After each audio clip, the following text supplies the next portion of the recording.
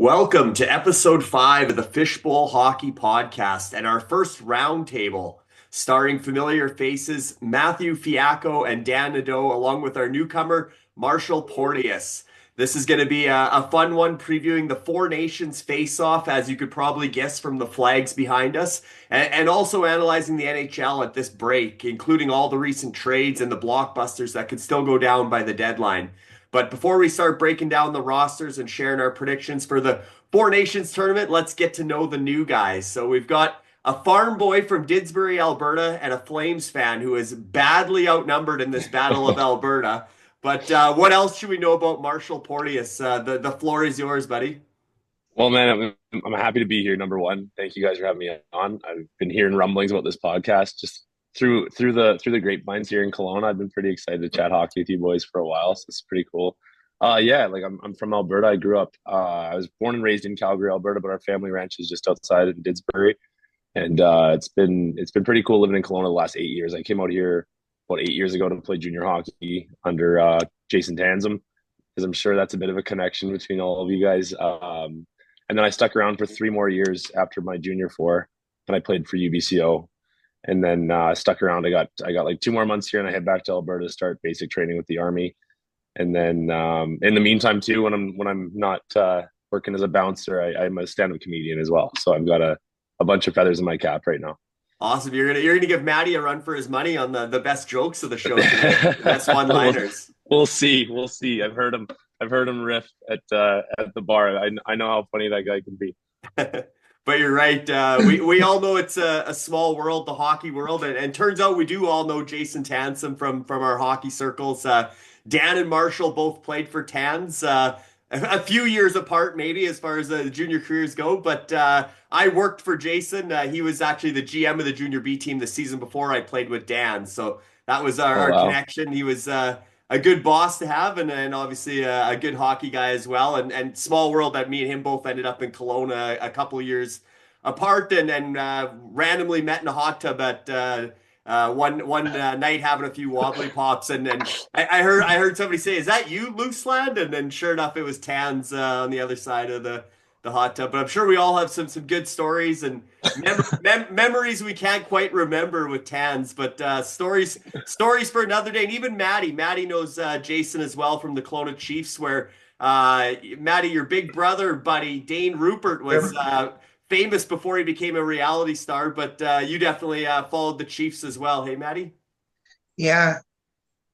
And also my other good buddy, who's the marketing guy for the Chiefs, Alex Draper, he still works there. Yeah, for sure. Yeah, good program they got there. Full circle moment for me. Tans coaches me, and then I don't know, 10 years later, I coach his kid Seth at a tournament in Europe.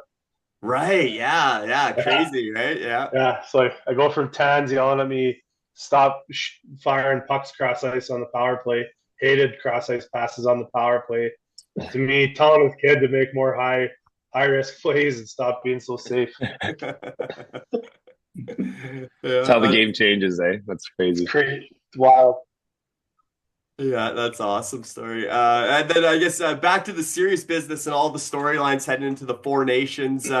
Starting with our home country, Matty, as you can tell, gets to sport the Canadian flag as our birthday boy. He turns 37 on Wednesday this week, which is when the puck drops between Canada and Sweden for the tournament openers. So obviously we're all looking forward to Canada, and being Canadian, we got a lot of pride in the flag, even though there's been a lot of controversy between Canada USA. But Matty, you get to sport the Canadian flag today, and maybe you can lead us off. What do you think about this Canadian roster?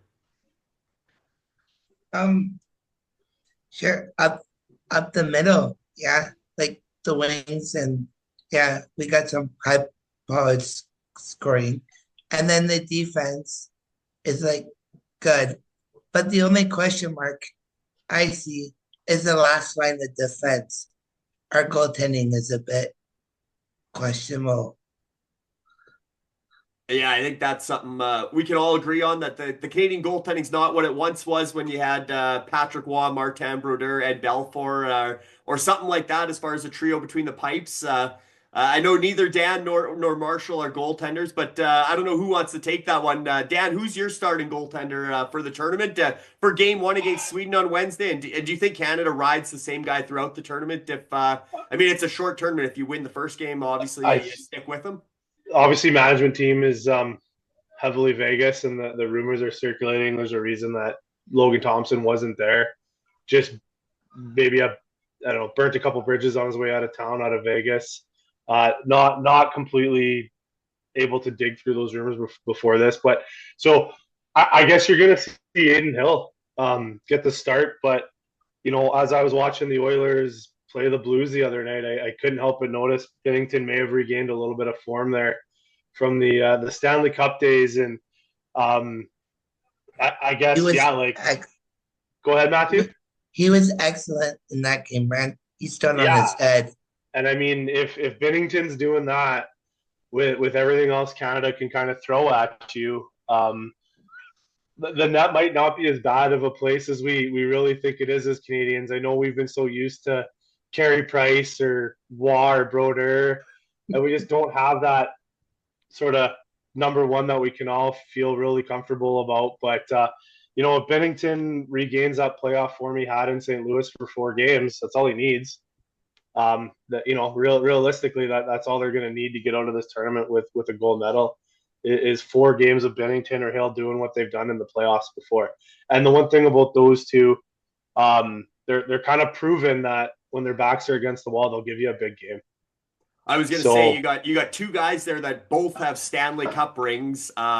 You go through all the goaltenders on the other 3 rosters. Correct me if I'm wrong, but I don't think there's any other goaltender in this tournament that has a Stanley Cup ring. So, Marshall, do you think that's a big advantage confidence-wise for Canada, even though they might not have the best statistical season going in the NHL so far, that Binnington and Hill do have Stanley Cup experience? I think that for sure. And this is also, we haven't seen these guys perform in this kind of a tournament setup, and that's an interesting aspect of this. When you have an international stage, like some of the biggest flaws around Binnington that I've noticed is the hot-headedness at times. I think it's easy to get under a goalie like that skin. But in this kind of international stage, the amount of like physical contact among goalies and players starts to go down. That was his biggest gripe with a lot of the playoff action that he saw. I think he can stand on his head in a situation like this, and I think he's somebody that they can lean on for sure. But obviously, Aiden Hill, he's my number one, I'm thinking.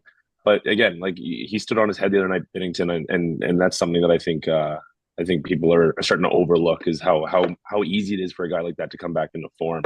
I didn't think he could do it either, to be honest. He shocked me the other night. So I mean, it'll be interesting to see who they decide to start with. It'll be interesting to see who they play against certain teams in this tournament. But I got faith in both those guys for sure. And Binnington, like I said, he's got the hot-headedness, but also the swagger, the chip on his shoulder. He wants to be the starting goaltender in this team, and he wants to prove he still belongs on this stage, because so much commentary about Canada being the weak link is the goaltending, like Matty said. But what about up front? I think that's where Canada, obviously, if you go Connor McDavid, Nathan McKinnon, Sidney Crosby. I mean, it's the big 3 there are going to lead this team throughout the tournament, but it seems like Canada has the most firepower up front. Would you agree, Matty? Yeah. The sharpness of stick handling would be there for sure. McDavid will be McDangles. And do you like his line mates? I know he's starting off practice. First practice was this morning, Monday morning, with Sam Reinhart and Mitch Marner. Is that who you would have played him with, or are you looking for them to change that up throughout the tournament? I like to see him play with Sydney one of these times. I think that would be pretty amazing. Watching them 2 skate. Yeah, and there's potential. Obviously, like they said, if they're down by a goal in the third period, maybe they load that line up with McDavid, Crosby, and McKinnon. Maybe back to you, Marshall. Is that something that again, we haven't seen McDavid on the international stage, really, at least not at the Olympic level. Is this tournament something where you think it's going to be a coming out party for him and the potential to play with guys like McKinnon and Crosby? I think for a guy like that who's had so much frustration in the last couple of years, at least on the professional level, in terms of achieving a championship with the Stanley Cup efforts he's made, I think this is definitely a place where he can shine. And not to mention he's surrounded by some of the greatest hockey players ever, and Matty, and I think it's important to note that you will be seeing McDavid and Crosby sharing the ice. They're on the first power play unit together, at least projected to be. And that first power play unit looks pretty gross. You know, you got Reinhart, McDavid, Crosby, McKinnon, It and looks Makar. Like filthy. that's amazing. You know, that's every kid's hockey card collection dream. So to have them on the same sheet of ice at the exact same time it's going to be special to watch. But yeah, no, like I said, McDavid's going to have an opportunity here to really show whatever he's felt was a bit of a shortcoming, at least in terms of championship progress. So hopefully this is a place where he can do that. I think with Canada, you know, you look at what the Oilers kind of do sometimes in the term going nuclear, where they put sort of McDavid, Draisaitl, and Hyman out together. You know, Coop's going to have an embarrassment of riches up front. He can almost have two go nuclear options where, you know, maybe McDavid doesn't necessarily always slot in with Crosby. Maybe you go a Marchand, Crosby point line, and then you can slide, you know, McDavid, McKinnon, and Marner together. Wow, yeah. Right? Way to go on, Dan. You're on point with that one. You could have two sort of go nuclear options. I'm loving the fact that they're going to go strength down the middle. As a coach myself, you try to make sure that your strength is down the middle. Centermen typically get a little more ice, they're a little more deep in the zones, playing that defensive role and stuff, right? The argument then becomes, if you move Crosby and McDavid together, which we're going to see, it's going to happen. Coop is not going to make hockey fans wait that long to see it, I don't think either. Who's going to play wing? Right. And I guess it comes down to who's winning more faceoffs, right? So, you know, it's not a bad thing when you can move Marchand up onto the left wing with Crosby. I wouldn't necessarily leave McKinnon there. I'd throw Point there, because then I think you kill him with speed if you can make McKinnon play kind of offside left wing and go McKinnon, McDavid, Marner. I mean, good luck. You got speed, hands, and shot all through that first line. The triple M line. Yep. Yeah, if they were all from Minnesota, we could call it the 3M line for sure. Exactly. That'd be wild. And I was, or down the middle, like you're saying, strike down the middle. I know they're saying, because McKinnon's playing the wing with Crosby, and we expected that, the two Nova Scotia boys to be lining up together. We thought we might see the all-Maritimer line with Brad Marchand there, but it looks like Mark Stone got the first spins anyway with Crosby and McKinnon. But they were saying if you really want to go strike down the middle, Sidney Crosby would be the best third line center in the history of hockey. But what do you make of that second line, Marshall, as far as having Stone there instead of Marchand, with Crosby and Marchand have played together in past tournaments?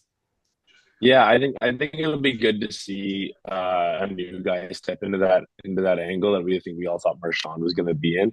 Not to mention the fact that this is a double IHF sanction.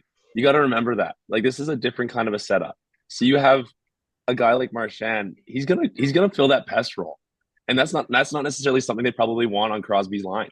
You got to keep that kind of separate. You got to break that off the second line, put it down with the third, so that kind of whatever he causes on the ice doesn't erupt in Crosby's face or McKinnon's face, right? So I can see why it makes sense to me.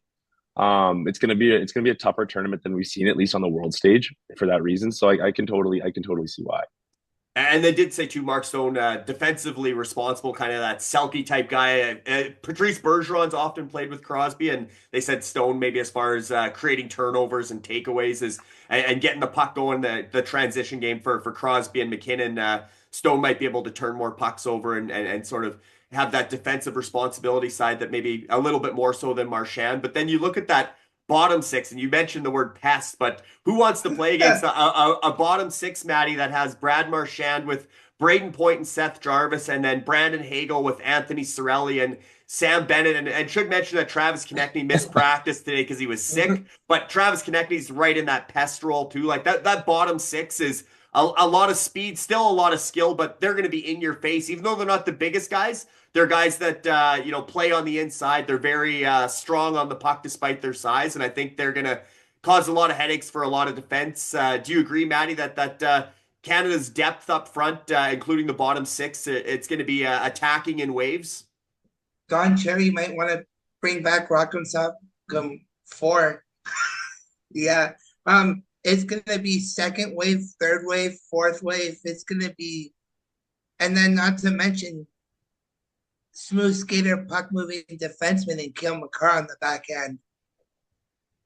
Yeah, Makar's going to have such a huge role in this tournament. He's clearly the number one D, and that's a good segue to Drew Doughty replacing Alex Pietrangelo to round out the D. Is that the right decision, Dan? You like Drew Doughty there, or was there's somebody else that you wanted to see represent Canada at this No, showcase? I think had Drew Doughty been healthy all year, he's in this conversation. I think Drew's earned the right, kind of a first refusal to wear or not wear that maple leaf for us.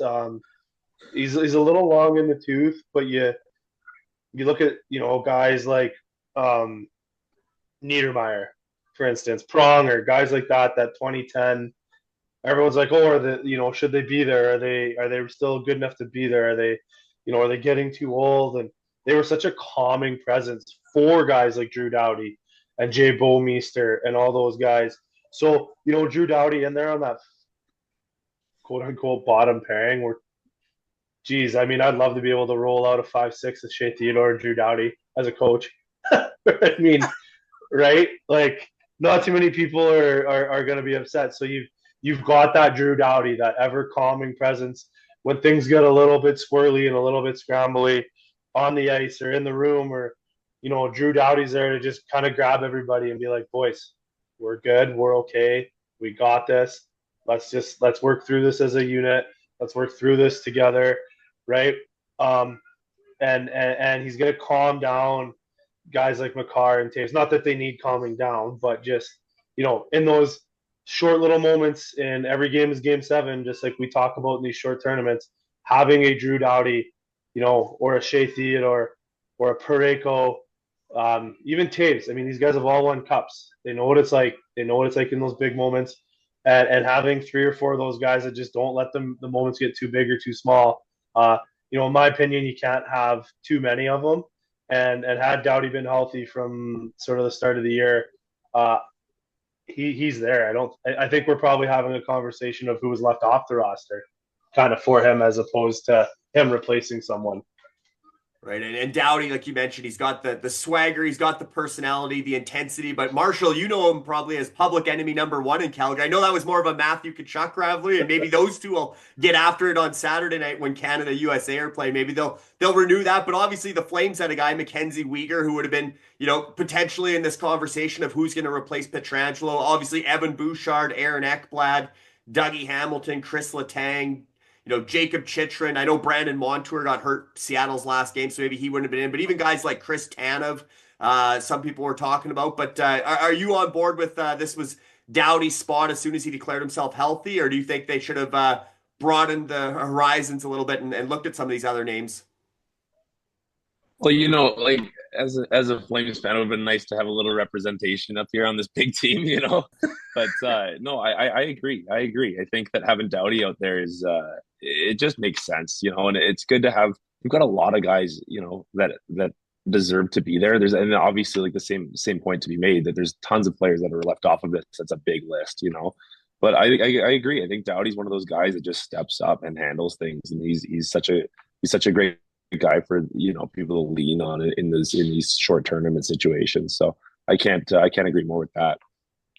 And what about for Canada? And we're going to go through this for every country, but the real X factors for Canada. Do you guys feel that it is that top power play unit that they're going to be so lethal that anybody that takes a penalty, it's they're going to click at 80% or whatever the case? That the top power play, is it John Cooper as coach? I mean, he's got Point, Cirelli, Hagel. He's got a lot of familiarity from his Tampa guys and a lot of guys he trusts. He obviously built this roster specifically to the way he coaches. So you got the top power play. You got John Cooper as coach. You got Cale Makar, the Calgary boy, who's probably by far or definitely the best defenseman in the NHL right now. I think on this stage again, it's not necessarily the big ice, the international, like the Olympic type free flowing game, but just we see what he does in the NHL. Now you put him with this much talent. Not only does he have Nathan McKinnon, he's got everybody else. So Cale Makar, or do you guys see some of the maybe unsung heroes like a guy like a Braden Point, who right now is projected to be a third liner, or Mark Stone, who maybe people didn't see him in the top 6. He's getting a chance there. What's sort of the X factor for this team? Maybe we'll start with Dan. Yeah, it's kind of weird to think of Braden Point as, like, in my opinion, as like an X factor unsung hero. I mean, I think everybody. This is like kind of different from like the Olympics, if you will, or like an IIHF tournament, because this is like strictly just like NHL guys. And all these NHL guys know each other. I think Canada is going to have two guys in particular that in special teams, and it's not the special teams everybody's thinking, but in special teams are going to just be beasts for us, and that's Jarvis and Hagel killing penalties. I think, Seth Jarvis, what he's done in Carolina over the last couple of years, and he just gets better and better and better. Like every year, the guy's an absolute warrior. Like the list of injuries he was playing through last year, and like him and Hagel, I think this is gonna be their like, hey, we're definitely first on the list now for Italy 2026 Olympics. Watch what we're about to do for this country, and they have to. I mean, Jarvie just got a big paycheck in Carolina. Hagel's, trending towards a big paycheck for next year, wherever, or the next couple of years. I think is his contract next year or the year after? The year after, I think. He's yeah. got an extension. So he's trending in that direction, and so everybody knows what our PP is going to be capable of doing. Look at it. We just talked about that embarrassment. I think where Canada is going to catch teams, and people won't expect it's that PK, and those two guys are going to be leading the charge. And I think we're going to see some PK goals that are going to turn into eventual game winners or momentum shifters for Canada. And it's going to be those two kind of, driving that kill with a little bit of Sorelli and Bennett mixed into that as well. But I think those two are going to be kind of the quote unquote X factors, if you will, but on a different special team than I think everybody's kind of thinking is going to lead the way for us. Yeah, you definitely need guys like Jarvis and Hagel to really relish their roles if they're not the top power play unit, and they are, they become the penalty killers. Again, both guys that are quick and just they think the game really well. They're not the biggest guys, but they're very they're very competitive, both those guys. So I think you're going to see, like I said, they could definitely rise to the occasion. What about for you, Marshall, when you look at that roster? Who's somebody that stands out as a potential X factor, or even, like we said, it doesn't have to be a player. It can be a special teams or the coaching, or what do you see being a big difference for Canada in this tournament? I think my biggest standout here is the physicality that can come from a team like this too. Like, again, like on the international stage, physicality hasn't necessarily been one of the massive concerns, at least, at the pro level or at that age group. IIHF's a little bit different for like World Juniors. You see a lot of it there. But I think here, especially like at least these quote unquote bottom six, this is a tough team.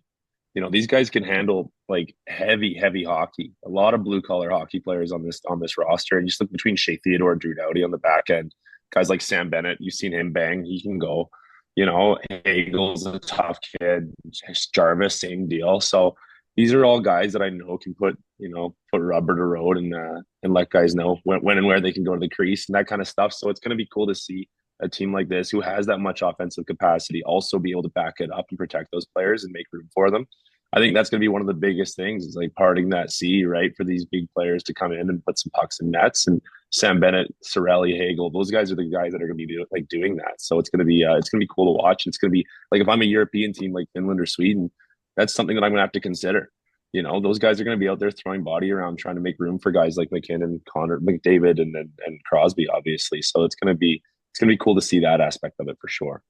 For sure. And I think, when this roster was first named, there was a lot of talk about the snubs and who wasn't on the roster. But now when you actually see the practice lines and the lineup, like you said, it's easy to get excited about this entire roster, top to bottom, and the different role players and how competitive this team is. And Matty, for you, I don't know, maybe the X factor's right at the top. I know you're wearing the McDavid jersey still. This is sort of his first big showcase beyond the World Juniors I mean, he did have the World Cup of Hockey where he was with Team North America, but his first time he's been Team Canada in his pro career at the NHL level, at least at something like the Four Nations are gearing up, ramping up for next year's Olympics. Do you think McDavid's gonna take this tournament by storm and dominate, or do you think that power play, or what do you think's gonna be the biggest X factor for Canada?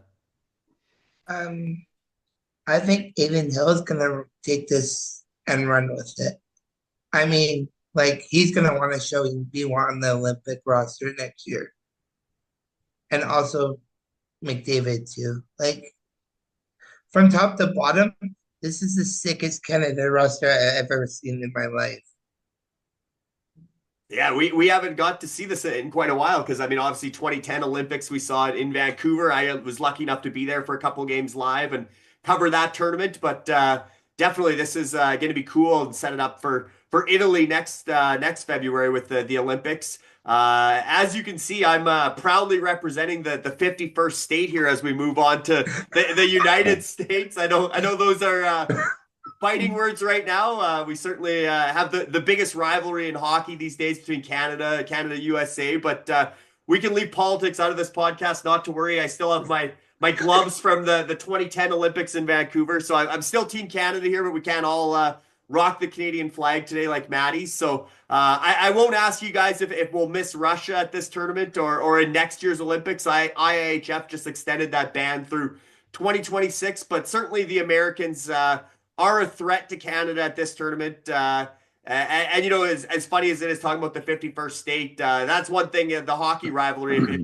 If something like that ever did go down, that would be probably the biggest loss, or the thing that I'd miss most is the rivalry in hockey. But what do you guys make of this rivalry going into this showcase? Because we're going to see for the first time, whether it's Connor McDavid, Austin Matthews, or the Connor McDavid, Jack Eichel, like there's some big time rivalries at stake here. And I wonder, can Austin Matthews rise to the occasion as the captain and leader of this American team? Obviously, captain's Toronto. This is his first year wearing the C in the NHL. But maybe, Marshall, what do you think of Austin Matthews as kind of the face of Team USA?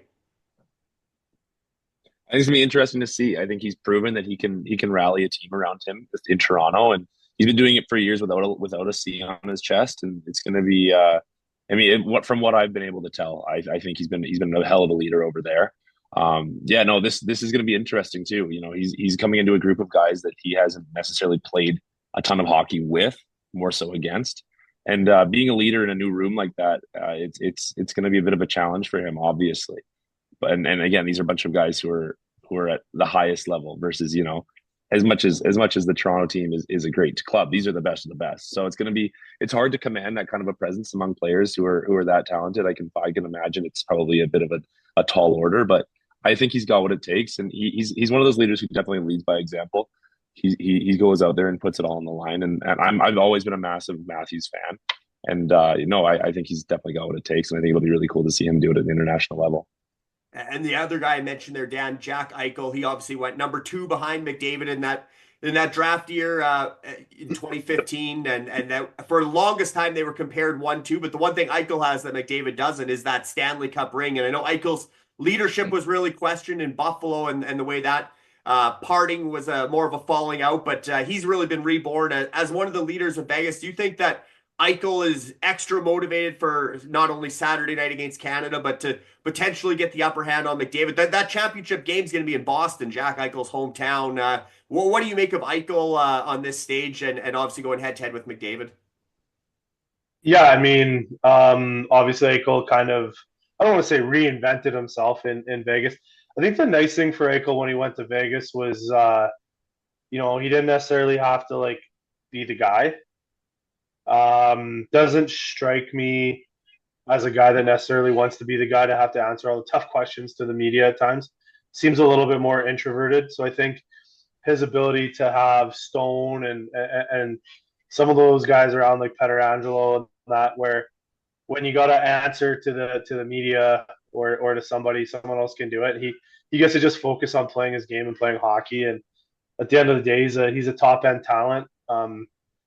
It's tough being compared to McDavid at times because there's only one Connor McDavid, and you don't necessarily get that.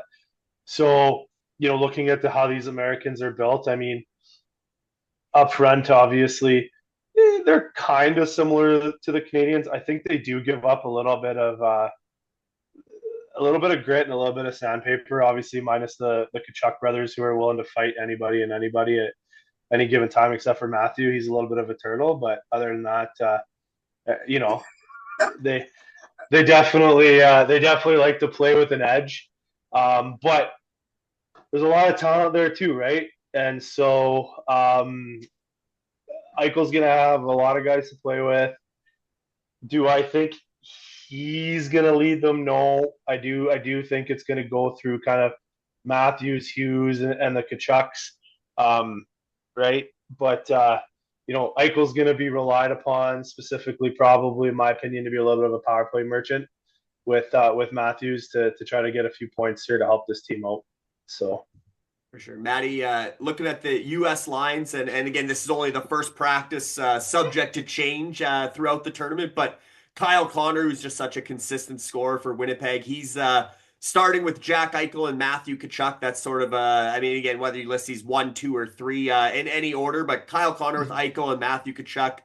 They got Matthews between Jack Hughes and Jake Gensel, and the much maligned JT Miller, no longer welcome in Vancouver, but obviously he's been Mr. America since he got to the Rangers. He's been scoring every game with New York Rangers. He's on a line that's going to be a big, heavy, hard to play against line with Brady Tkachuk and Matt Boldy. And then that fourth line is where, they said, a lot of people asked, did they leave too many goals at home with guys like Tage Thompson and Cole Caulfield, but again, they're building a team, and maybe you need a checking line or somebody that can shut down. Obviously, Brock Nelson, Vincent Trocheck, and whether it's Dylan Larkin or Chris Kreider. But Matty, when you look at those lines, does that forward group scare you? If you're a Team Canada fan, do you think they can match Canada as far as firepower goes? Or there's quite a few talented guys up front for the States. A few, but it kind of looks like the 2025 World Junior team. All the firepower is at home, and all you got is grinders. Got a few grinders there, yeah. There's definitely some, and don't diss grinders, man. That was my career. But yeah, what do either Dan or Marshall? Do you guys want to jump in on that U.S. forward group? Do you think obviously we're going to see it Saturday? Can they match line for line? Can they roll forward with Canada? I mean, I don't think the drop off is as big as maybe we want to believe as Canadians. I always try to equate this to people when I'm talking to them, and they watch the NHL and they're like, "Oh, that guy's a bum. He's not very good." It's like, man, the guy plays in the NHL. It's the top 1% of the top 1%. We wipe the floor with any one of us Joes. Are they the best of the 1%? No, but they're right there. They're there for a reason. Everybody that's in this tournament is there for a reason. The thing that people forget, there's only 60 minutes in a game. There's only so much ice to go around. This is pro hockey. They're not rolling 4 lines. They're going to line match. They're going to find combinations that work. And I don't know that this forward group is as deep as Canada from a goal scoring perspective, but I don't think the gap is like this. It's probably more so like this. And one bounce of the puck changes the dynamic of a whole game. So I wouldn't be sitting there as Canadians going, holy shit, we're so much deeper than the US. We're a little bit deeper up front, but it's not something where we could sit there and just rely on the fact that we're going to win every game 10-9. And to Marshall, we talked a lot about Canada's top power play, so let's take a quick look at what the U.S. could be rolling out, because obviously looks like Austin Matthews could be kind of playing the point on the power play, but Jack Eichel, Jack Hughes, Matthew Tkachuk, and Zach Werenski, that's not that much of a drop-off from Canada's top power play. So what do you make of the U.S.? And I know Canada's still technically the favorite to win this tournament, the betting favorite, but the odds are close with the Americans, and there's a lot of people that are saying, on paper, Team USA's as good or better than Canada. What do you make of that, specifically from the forwards? Well, on that aspect, it's interesting. This power play is dangerous looking. These guys are all quick release, off the wall, far corner, and you've seen it all year. You've seen it for 5 years with all these guys in the NHL. They're phenomenal, and they snap this puck around. They get a couple practices under their belt. They find each other's tape. They're making probably no look passes the same way that they can with their own teams in the NHL. It's gonna be deadly too, and it's you can't count these guys out. Like you guys said, that drop off really, it's hard to see. For me, I look at this team, and if I didn't know about guys like McDavid and Crosby, I'm looking at this, I'm thinking these guys are winning this tournament. It's just like this X factor on the Americans, I think, is just a little bit more in terms of depth. I think they have a lot more players that are more capable in terms of going all the way down the lineup who can put pucks in the net. Canada's got an amazing top 3 lines of guys who can score goals. This American lineup looks like there's going to be 4 lines that can all put pucks in nets here, and that's going to be really interesting to see in contrast. But namely, this power play, first and second units are both phenomenal looking. And yeah, having Matthews running that point man job, I mean, he can snap a puck, and he'll be finding a lot of success there. And obviously their power play maybe looks a little different than it would have, even 48 hours ago or this time last week when Quinn Hughes would have been quarterbacking that power play. Zach Werenski, though, not much of a drop off there. He's having maybe people don't watch the Columbus Blue Jackets enough, but Zach Werenski's putting up a ton of points and having a Norris caliber season. He's probably right there. I mean, Quinn Hughes is obviously potentially even in the Hart Trophy conversation if he carries Vancouver to the playoffs this season with all the off-ice drama there. But losing Quinn Hughes, they get Jake Sanderson as the replacement from Ottawa, and obviously he might be the number 7, but he's very capable as well. But I was going to ask who's going to be more impactful in this tournament, the Tkachuk brothers or the Hughes brothers, because obviously you have Matt Tkachuk and Matt and Brady, the Tkachuk brothers, and Jack and Quinn would have been the Hughes brothers, but now Quinn's out. But again, you look at that defense group, is that still the best D in the tournament without Quinn Hughes? You got Werenski and McAvoy, you got Fox and Slavin and Faber and Hannafin with Jake Sanderson kind of learning the ropes and a likely candidate for next year's Olympic team as well. But maybe to you, Dan, is that defense group, do you think that's the best D group in the tournament?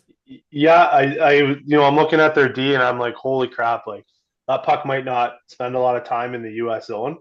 The one thing that I guess it's a one game winner take all sort of playoff round and finals. I don't know that I would love these 6 in a best of 7 against what Canada can bring on the forecheck. Not that they're like undersized because they're big. Like there's big guys on that back end too. They're just not necessarily known for like being crazy physical. And then when you get Canada getting in on the forecheck and really getting in and hammering on these guys, I'm wondering if all these teams are hammering these D, like what's that wear and tear going to look like on these 6 guys by the medal round, right? When you get like the Stones of the world and the Jarvises of the world and Marchand, Cirelli, Bennett, Reinhart, McKinnon's not a small dude. Guys like that just consistently leaning on you, pounding on you, finishing their check. Right. And then even there's some big dudes on Sweden and Finland that I know we're going to touch on later. So like I love this back end on the USA. Don't get me wrong. As a coach, I sit there going, easy breakout for Fox, easy breakout Slavin, easy breakout Werenski, easy breakout McAvoy, Faber, Hannafin. I mean, those guys can snap a puck up to the forwards pretty quick. But I look at it and go, they've got to play, 3 round robin games, semifinal, final, 5 games in like a condensed schedule to get this all done in the amount of time the NHL does. What's the breaking point on the wear and tear on these guys, and where can the wheels fall off, right? Can they get to that gold medal game and through it, or are they going to be gassed by the semis just from getting hit all the time? And again, they're not undersized, they're not small. I'm not saying they're soft. I'm just saying there's not really a guy here outside of maybe Slavin that you look at going, that's a big, bad physical presence that's going to strike fear in the opponents where they're not going to want to dump a puck in their corner. Yeah, I think Slavin and McAvoy maybe are the 2 guys there that play that rough and tumble style. Like I said, you look at Canada's back end, you got Doughty, Parayko. There's more of that on Canada's back end for sure, as far as the ability to handle the forecheck and build bigger, stronger from the back end out. So and Sweden, we're gonna get to Sweden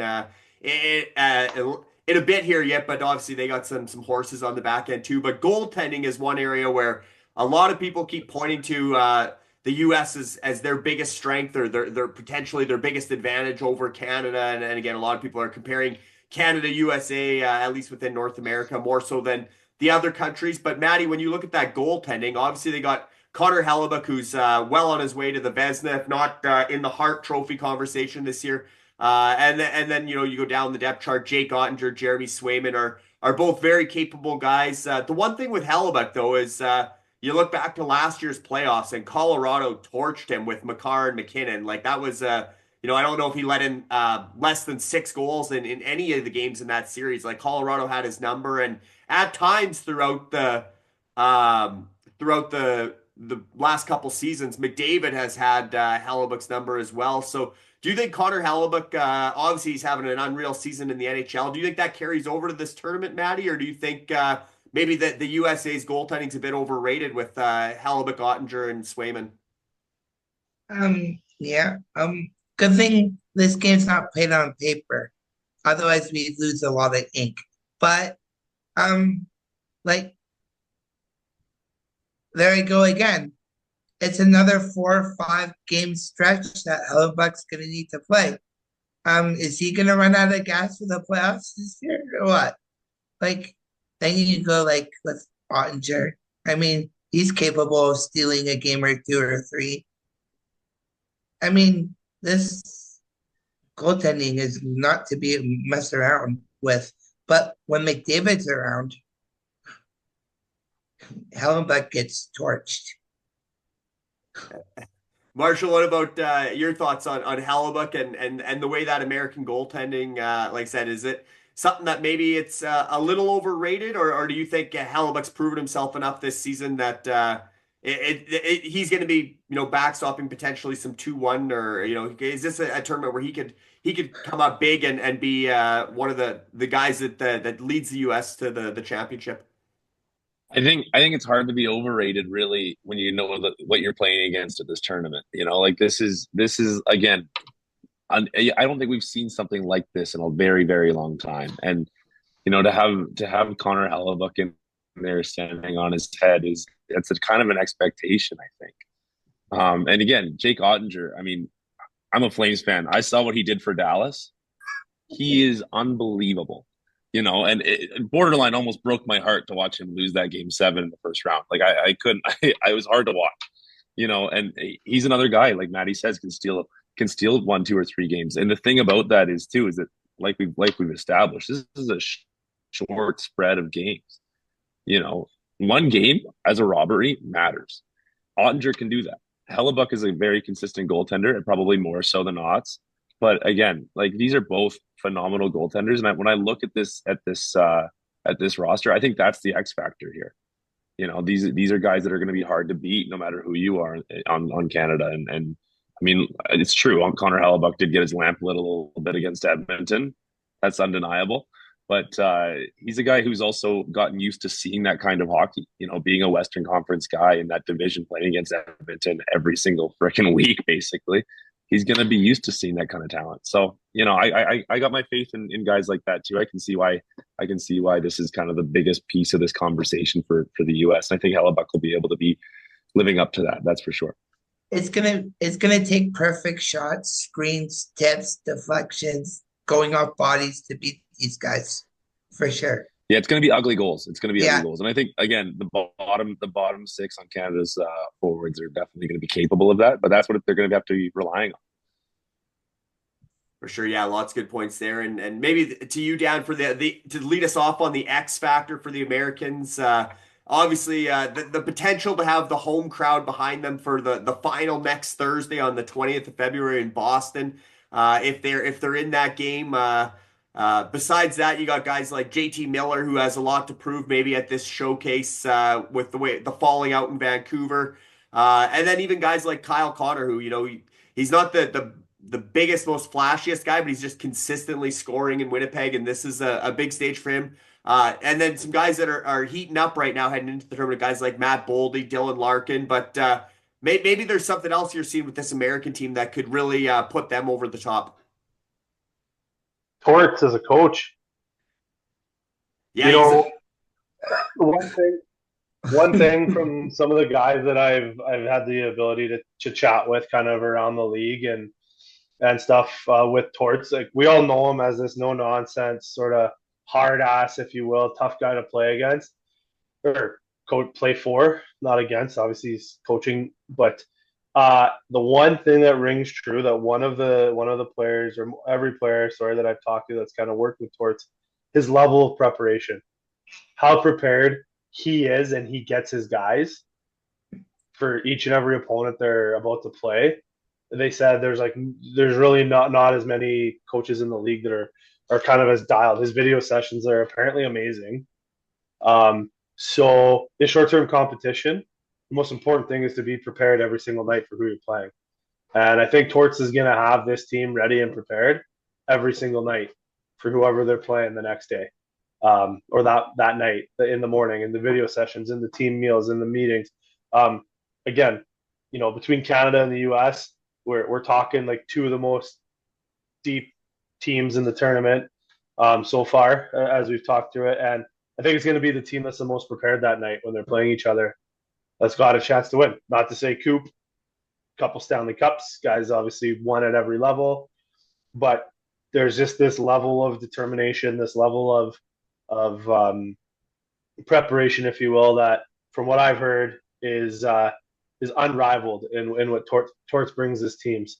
So Torts is the ultimate, probably short-term coach. He's going to come in, he's going to make you earn it. He doesn't care who you are, and this U.S. team's going to be prepared every night to bring everything they have. So I'm going to wear my coach hat here and say Torts. That's an interesting point, and especially because obviously Torts won a cup with Tampa Bay way back in 2004. Broke Marshall's heart. Sorry to bring up bad memories, Marshall, from the Flames in 2004, but we all remember Torts. That's where he kind of made his name in Tampa, and John Cooper has obviously won a couple cups with Tampa. So it's interesting. I believe Mike Sullivan is actually technically on paper that the HC, the head coach of Team USA, but it's a coaching staff, and watching or seeing the practice today, even on Twitter, people were saying Torts was almost running the practice. So I think you're right. Tactically, they're going to lean on Torts. That's the Battle of Pennsylvania there. Philadelphia coach Torts against now teaming up with the Pittsburgh coach Mike Sullivan. And but yeah, I think you're right. Torts is maybe even more familiar with some of the players on the U.S. roster as well. So he could definitely be an X factor. What do you see from Team USA, Marshall? What could be a big difference maker for them? Like I said, I think the goaltending for me is undeniable. I think that's just where the depth is, and you can talk all day about how great Canada's offense is. That's a third of the game, that's a third of the positioning, and I think goaltending here is just head to head with all four of the teams. I think that's probably the best dynamic we've seen is these two guys there, and I think there's something to be said for that for sure. And how hard you're gonna have to work to score goals on these guys, it's gonna be difficult. But not to mention the fact this their PKs look shut down. I think that's the other thing that I think a lot of people have overlooked, at least from what I've seen on social media. Kreider, Trocheck, Larkin, Miller, those are some hard-nosed boys that get pucks out of the zone quick, and again, you have to work hard for that. But yeah, between them and the goaltending, I think that's going to be a pretty difficult team to score against. And the New York Rangers have been coming on strong. It's obviously since the JT Miller trade, but even before that, they were starting to turn the corner again and getting back into that playoff race in the East. And guys like Trocheck, Kreider, and now JT Miller there's some familiarity, some potential chemistry. Obviously, Miller's second time around it with the Rangers. But Matty, when you look at Team USA, what scares you the most, if anything?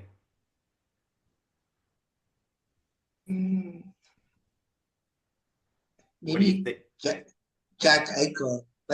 He may be tired of being under McDavid's shadow. He might step up and shock the world. But if Team USA is not ready to go, I'm looking forward to seeing John Tortorella snap. You think we get to see Torts throw an iPad on the ice? Maybe they forgot to take the iPads off the bench for Team USA. I'll throw it on the ice, but should be fun for sure. And I guess so. Yeah, that's the big picture. North America, Canada, USA. That's what a lot of us are talking about. But there's still two other teams in this tournament. Obviously, Dan, you get to fly the Finnish flag today, given your allegiances from the World Juniors and your relationship with the Kiviharu family. You know Aaron very well. From some international tournaments, I think he probably could make this Finnish defense, but we'll tee you up with the Finnish defense in a sec here. But just in general, maybe your thoughts on on Team Finland overall, the roster, and obviously a team that you've been known to cheer for internationally at the junior level. Is this a team that is a dark horse or sort of a sleeper in this tournament? The Swedes might kill me for saying this, but I don't know, man. I love something about like the Finnish people just as a whole, kind of getting to know a lot of different Finns. Like Topias Heinonen, another 05 Finnish kid that was on the World Junior team this year. And like Haltonen, who's in London, and guys like that. So it's funny when they were here playing for the Halinka, and I knew some families. I got caught doing it, but I was like Facebook Live in some Team Finland games in the Halinka. Back to Finland for all these. I'm a legend in Finland right now. I was helping some families see some Halinka games when the streams weren't working. I think in Canada we want to beat the drum that we're the most passionate like hockey nation. Maybe the Finns lack some of the depth that Canada and the USA have, but when they put those three lions on their chest, there's not a more passionate hockey nation in the country or in the world. Finns love their hockey, they love their team, and they love to put on the sort of the double blue, if you will, and wear that proudly. And you saw it in the World Juniors. I mean, they were pretty much written off by most people, and there they are in the finals. And it's just through, the sheer will that these Finns, the find away Finns, I guess, if you will, they just find ways to win hockey games. And I think if you ever count them out, you're gonna lose that night. They're just too passionate about what wearing the lion on that chest means to them. So that's what I think is going to push Finland further than what we believe. And if any one of these other four countries doesn't bring the same level of intensity and passion that night, it might be a long night for them. And such a small country, only I think we looked it up at 1.8 million or 2 million total people in Finland. Wild. Smaller than the Vancouver greater Vancouver area. But Marshall, when you look at that Finnish roster and maybe up front especially, that's probably the strength of the team. Obviously, they got guys like Barkov and Aho and Rantanen. But that forward group looks decent. But what do you make of the forwards and just that roster as a whole? Is this is Finland destined to finish fourth in this tournament, or is it like Dan said that maybe they feel like a little bit of an underdog coming in here, but don't tell them that because they're coming to play every night? Yeah, that, absolutely. Like you said, Barkov, Laine, Teravainen, Aho, Lehkonen, and Rantanen. These are all household names too. I think a lot of people forget that when they look at these rosters. They're like, "Oh, it's Finland. That'll be a third or fourth finish, no problem." But they'll still games. They'll still at least periods from teams.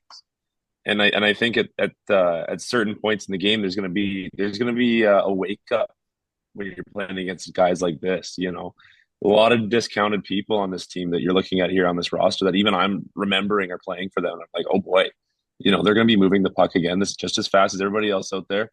That drop off again, that same conversation. These are guys, and it's going to be a different type of hockey too. You know how these guys play in the NHL. This is a fast, quick, probably less physical, but also very skillful. The goaltending for me is probably my biggest, but again, UC Saros, we've seen him play great. He's, that's only half of their dynamic, but Lankinen himself too is a very good goaltender. So this is a very deep team. I think they're very probably underrated in terms of what I've seen. But I again, like those top three lines are all phenomenal looking. So again, Armia even on the fourth, like that's wild. And they seem like they have their line set up kind of somewhat similar to Canada with that bottom six is going to be really hard to play against. You got strike down the middle when you got Rupe Hintz, much like Canada's Braden Point as a third line center, Rupe Hintz as a third line center with Granlund and Kakko, who's obviously picked it up since he went to Seattle, and Granlund now in Dallas, but was having a good year, an underrated year in San Jose, and even Anton Lundell, like down the middle, Barkov, Aho, Hintz, Lundell, that looks like they can roll four lines as well. And that fourth line with Lusterinen and Armia, that's a really heavy line to play against, no doubt about it. And maybe they're going to be one of those teams that are hard on the forecheck in a short tournament and try and wear down the other teams. And obviously Patrick Laine, shot out of a cannon in Montreal, was scoring power play goals every night. He's cooled off a bit, but he seems to have his swagger back as well, and having Barkov feed him the puck on the power play and stuff, I think is going to be big for Finland. Matty, what about that goaltending? Because obviously Nashville's one of the underachieving teams this year. UC Saros maybe not having the best season with the Predators, but do you think on this stage he could step up and play just as well as a Hellebuck or a Hill or Binnington, or obviously, Sweden's got some good goaltenders too with Allmark and Gustafsson. Do you think UC Saros is one of the keys to Finland having success in this tournament? I've seen Saros stand on his head in Nashville all the time. Like Marshall said, like one game, you never know. Like, you better be ready to play every night, or else like you're gonna get those trap games. You never know what. Like, it's hard to like put like a round robin with 4 teams that play so quick, because you never know. This tournament's like a box of chocolates. You never know what you're gonna get. Exactly. And I think Canada, you mentioned trap game. I think that is a morning game for us, or I guess it'll be Eastern time zone, so a 1 p.m. start, but 10 a.m. for us on next Monday, which is Family Day here in BC, I believe Alberta as well. But 10 a.m. BC, 11 a.m. Alberta, or Prairie time. It is an interesting game because Canada will have already played Sweden and USA, and maybe that's a game where they think they got through the 2 big juggernauts, and then Finland could surprise and throw a real wrench into the medal round in this tournament, because I believe, I don't know if they are doing a semifinal. I think the top 2 teams, they play a 3-game round robin. I think the top 2 teams out of that round robin go straight to the championship on Thursday. I don't think they're doing necessarily. I haven't seen a schedule that's showing a semifinal, so that's interesting. But the one they probably aren't, because they just obviously want to minimize games, and I don't know if it's going to get heated. I don't think NHL owners want to risk some of these stars going down with an extra game, so they might not be. I might have spoke out of turn about like a semis there, but.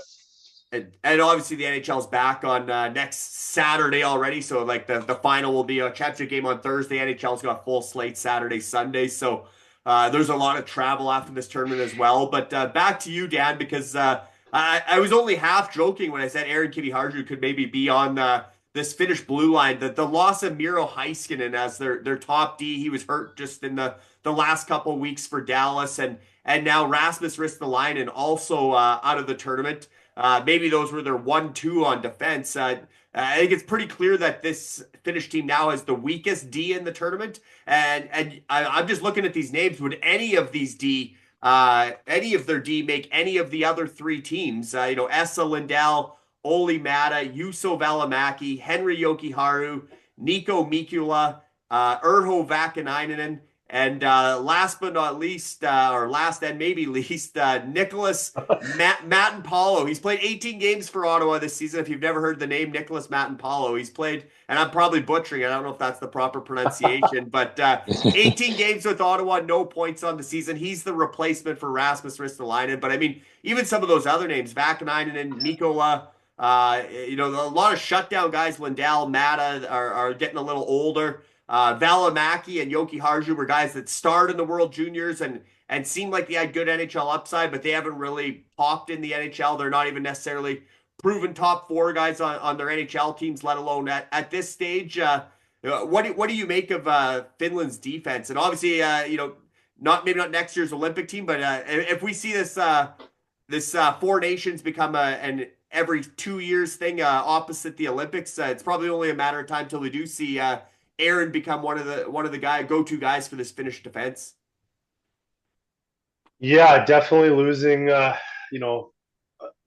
couple guys you mentioned there in Heiskanen and who's the other one there, Larry? Ristolainen, yeah. Ristolainen, yeah. Like it doesn't help their cause. But remember, like 15 years ago, 20 years ago, we were calling these guys the fragile Finns, and nowadays, I mean, this might be one of the grittiest hockey nations on the planet. And guess what? They're going to slow the game down. They're going to grind you out. They're going to make you earn every inch of ice. and there's more than one way to win a hockey game. And so as long as this team doesn't want to run and gun and they're willing to play a very solid, sound defensive, I don't want to call it a trap, but like take away time and space and ice and play a little bit of a defensive, capitalize on turnovers and be opportunistic, which they can, because you've got a Barkov, Teravainen,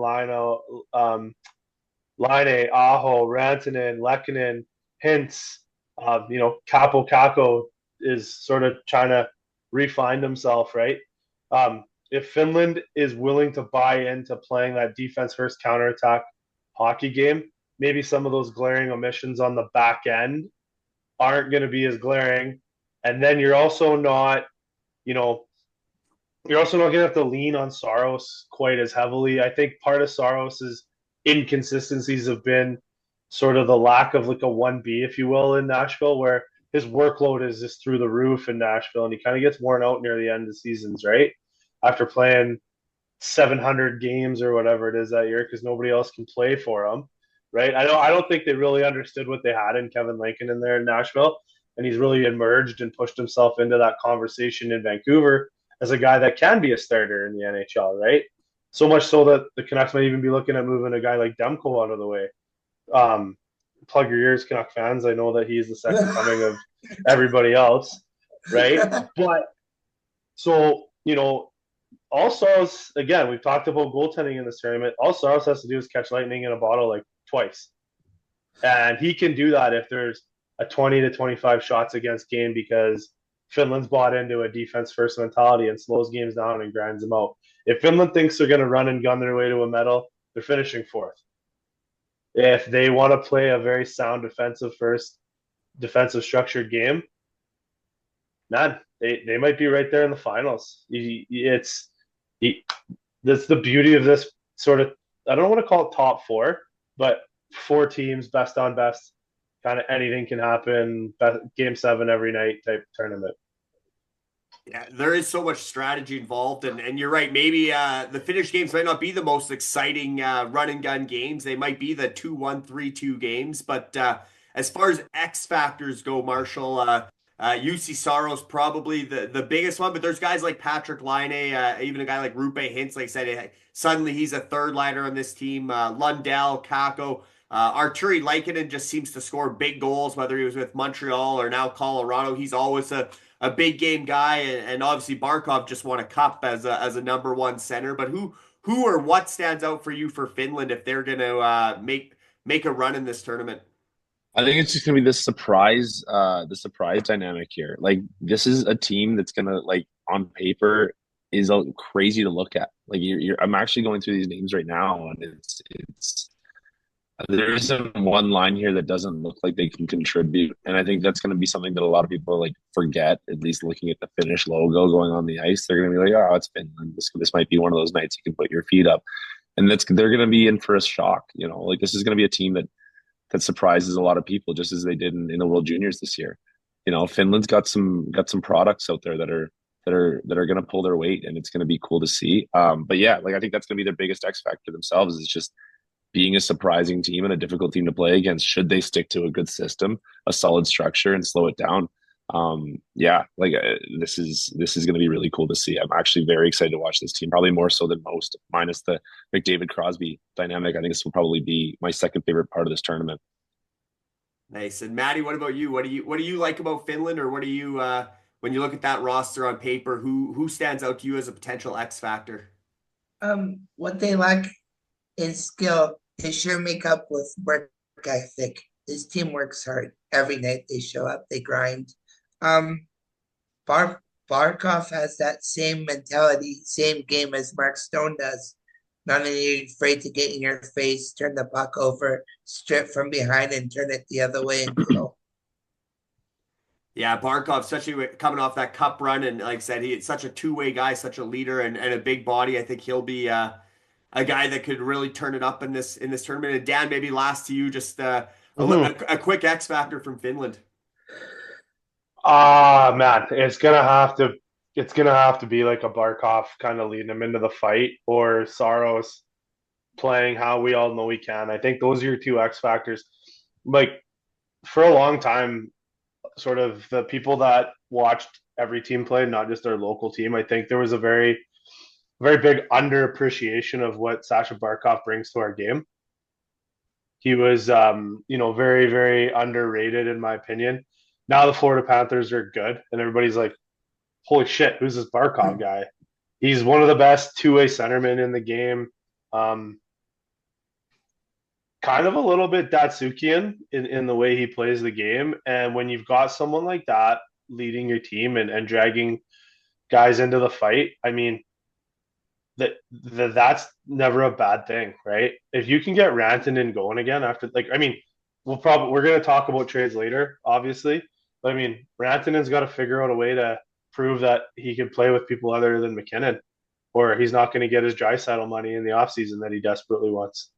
Right. So, and I think everybody thought when he went to Carolina there'd be instant chemistry with Sebastian Aho, and they're lining up together again. And throughout this tournament, or at least to start this tournament, Carolina's hoping that Aho Rantanen connection takes off in this tournament and brings it back to the Hurricanes. And obviously Rantanen comes back a happy guy and signs an extension. And like I said, we're going to talk about trades in the NHL side of it in a bit, but we do have one more country to get to that. I definitely don't want to say that they are last but not least, the Swedes.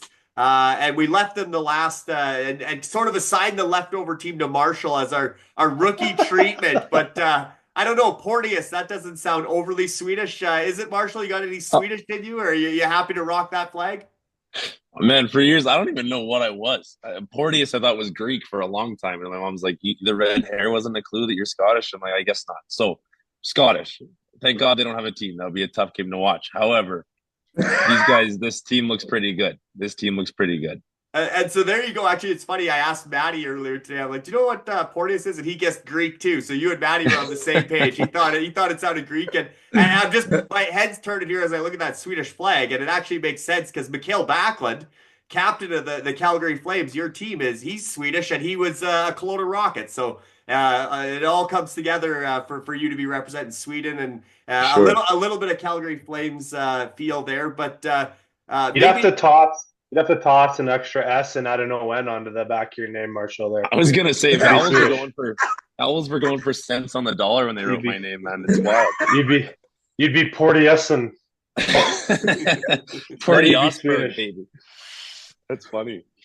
Yeah, that's awesome.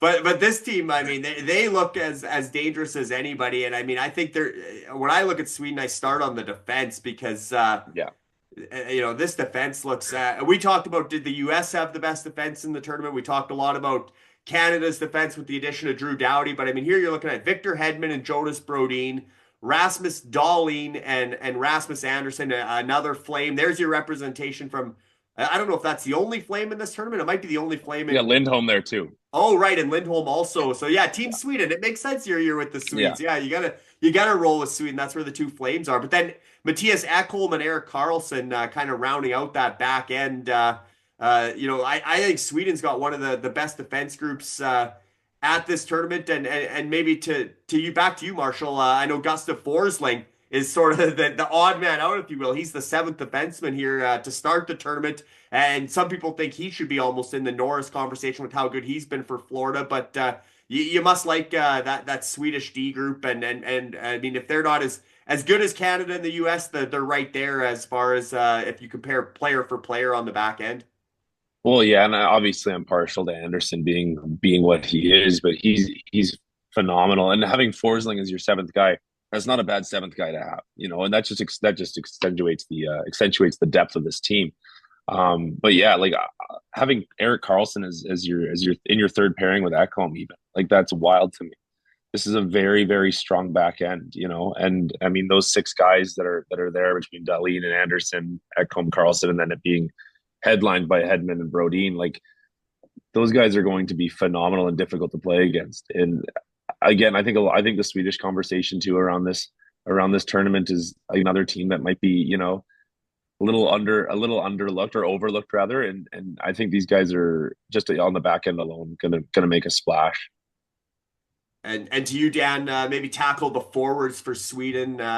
obviously quite a mix of youth and veterans up front. You got guys like that top line they're rolling out, and obviously Elias Pettersson hasn't been producing a ton for Vancouver this season, but this is a good showcase for him to be surrounded by some familiar faces like Philip Forsberg and Adrian Kempe. Their second line, Ricard Raquel with Zibanejad, and obviously William Nylander is a guy that's lighting it up for Toronto again this year. And then, I mean, you work your way down. You got Jesper Bratt with Joel Eriksson Ek and Lucas Raymond, who's having he's just coming on stronger and stronger for Detroit, a real breakout guy. And then a guy, I guess he's in Boston now, no longer in Calgary, but Elias Lindholm, a guy who was a Flame in recent years with Arvidsson and Nyquist on sort of a grinding, checking fourth line, if you will. But that forward group, after talking about the defense, and you put those two elements together, the strength on the back end and the depth up front, and even some scores down into that third, fourth, into that bottom six. Is that a team that you think, Dan, is definitely the one that could end up in that championship game? I mean, they have, outside of having two Flames on it, they have a chance, yeah. So it wouldn't shock me if Bratt moves his way kind of up that depth chart. The guy's got 47 assists in New Jersey this year. He's just always quietly just getting points, right? In New Jersey, like, people kind of overlook Bratt because, in New Jersey, you've got Hughes, you got Hischier, you got Myers, you got Dougie Hamilton. You got a few big names that kind of just quietly take the pressure off Jesper Bratt, and he just goes about his business doing his thing. I mean, just every year he gets more and more points. He had 83 last year. He's already on pace to shatter that this year. He's got 47 assists. Like, the fact that he's kind of starting on that third line with Eriksson Ek and Raymond, like, wouldn't shock me if he kind of moves into Ricard Raquel's slot on that second line with Zibanejad and Nylander. Like, Nylander's a shooter, and if Bratt gets him the puck, that could open up a lot of things, for that group. Sweden's. I think every team is almost like, we could say the same things and like regurgitate it. That's how good this tournament's going to be. There's depth. There's a little bit of everything there. I think Sweden, in my opinion, has done one of the better jobs of mixing in sort of that youth movement with some of the old guard. Wouldn't shock me if a lot of management teams are kind of looking forward to the 2026 Olympics, knowing the NHL is going to be there, and kind of testing a few guys out that may or may not be there. Also giving a couple guys sort of their last chance to wear the country's logo. Oiler fans will know him as a kind of hasn't really killed us yet in the playoffs, but is a tough guy to play against, Adrian Kempe. Again, another guy that kind of just gets I don't want to say overlooked, but maybe underappreciated, if you will, for what he can do in those sort of big games, big moments, can kind of finds a way to get himself on the score sheet at really opportunistic times. So again, it's going to come down to, if I'm Sweden, I don't necessarily know that I want to run and gun with the North American teams. But if we're willing to play sound defensive hockey, we're going to give ourselves a shot every night. Fun fact, the neutral zone trap was invented where? In Sweden. And if they're going to play that sort of Swedish defensive style hockey, that's a tough back end to break through with, there's a puck mover and a physical guy on each of that pairing, right? So, a guy like Matthias Ekholm is going to allow Erik Karlsson to try to have that high risk, high reward, high flying thing, much like he does for Bush with the Oilers, right? Rasmus Andersson, big, strong, tough, can move the puck if he needs to, but can also default to that stay at home. I'm going to do everything. I'm going to go corner to corner, Rasmus. You stay by the net, and I'll just make sure nobody else touches the puck in our zone. Same thing on that first pairing. Now you got two guys that can do that in Hedman and Brodin. So I think their strength is going to come from the back end out, probably the most out of any of it. And they might be the most complete sort of back end, if you will, from like a ability to not only move the puck, but sustain and hand out some sort of physical the dominance, if you will, where they're going to bang and crash and not get too much wear and tear put on them. Yeah, Hedman, Ekholm, Anderson, those are three guys that Hedman's such a horse, but three guys that are hard to play against on the back end. That's a tough group. One thing that's interesting about Sweden, and again, this is maybe more of a World Junior trend, but they're always good in the so-called group stage or round robin. But if there's no semifinal, there's no real medal round. It's just the top two teams from the group stage go straight to the championship game here. Sweden might be a country that could pull off two out of 3 wins and end up in the championship game next Thursday. Certainly, you don't want to overlook Finland either, but that Saturday morning game, Sweden-Finland, could be such a big game to set the stage for what's to come on Monday, when it's sort of the win and you're in almost type scenario potentially on Monday leading into next Thursday's championship round. And to you, Matty, Sweden maybe would have had another former Flame as their starting goaltender, Jacob Markstrom. So I'm starting to get more and more comfortable with Marshall and the Swedish flag. You had the former Flames, Markstrom and Lindholm, and the current Flame, Rasmus Anderson. It's starting to make more and more sense. It was just a random designation, but it's looking better and better behind you, Marshall. But to Matty, what do you make of the goaltending there? Because obviously Linus Ullmark's been hurt for part of the season in Ottawa, but he also had a run in Ottawa where he looked just as good as he was in Boston and really got the Senators back in the playoff race or the playoff picture. And then obviously Philip Gustafsson as well in Minnesota. Minnesota's comfortably in a playoff spot largely thanks to his goaltending. He's sort of emerged as the number one guy there ahead of Marc-Andre Fleury, but it looks like Ullmark will probably start. But what do you make of the goaltending for Sweden with Ullmark, Gustafsson, and I guess their number 3 is Torts' guy from Philly and Samuel Ersson replacing Jacob Markstrom. But Ullmark and Gustafsson are those guys that can lead Sweden to the final? Yeah, Gustafsson's stats in Minnesota has been really good before he got hurt. Ullmark too. Like any given Sunday, anything can happen. Like it only takes one bad game and you're done. 1 or 2 bad games and you're toast. Like I've seen Gustafsson stand on his head and take the role from Fleury and many, like, it's unbelievable. These goalies that are coming up now, like from this, like states, Finland or like Sweden, like,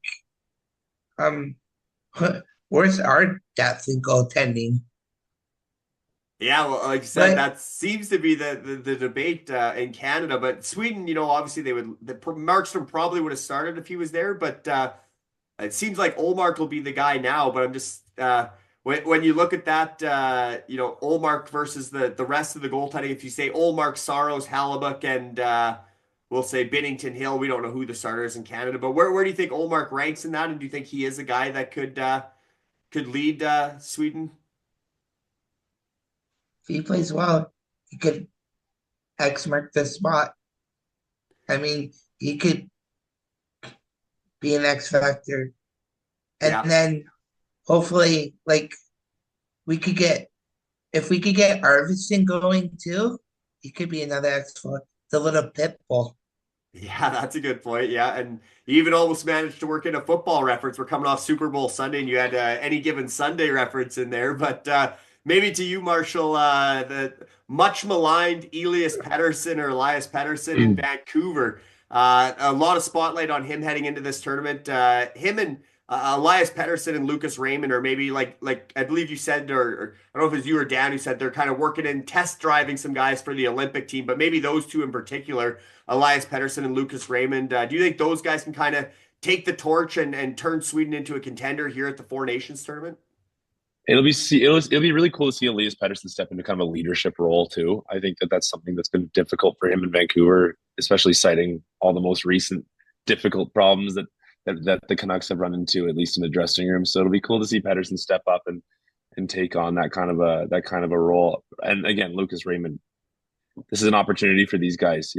That's one of the biggest things that people are forgetting about these two countries between Finland and Sweden. This is a massive opportunity for these players to basically just put in their name into that hat for the Olympics come 2026. So this is gonna be very interesting. They'll be laying foundations for that tournament. They're gonna be learning a lot about what they're going to be up against come that tournament in Italy. And Elias Pettersson, Lucas Raymond, man, two young guys who've got an opportunity in front of them to really come into their own and establish themselves as leaders on this Swedish roster.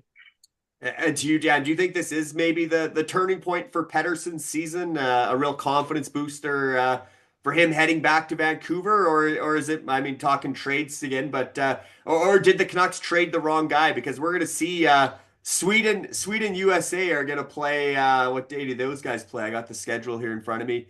I guess they're the Monday game, Sweden USA on next Monday. But you're going to see JT Miller and Elias Pettersson going head to head there. But in your opinion, is this a turning point for Pettersson, or do you think that maybe I seen today that actually Cam Robinson said that Vancouver has officially pulled PD off the trade block. They're no longer shopping him, but just the way that played out, do you think this is a bit of a proving ground for Elias Pettersson, and the Canucks are hoping he'll come back a different player, more confident, especially if he is centering that top line with Forsberg and Kempe?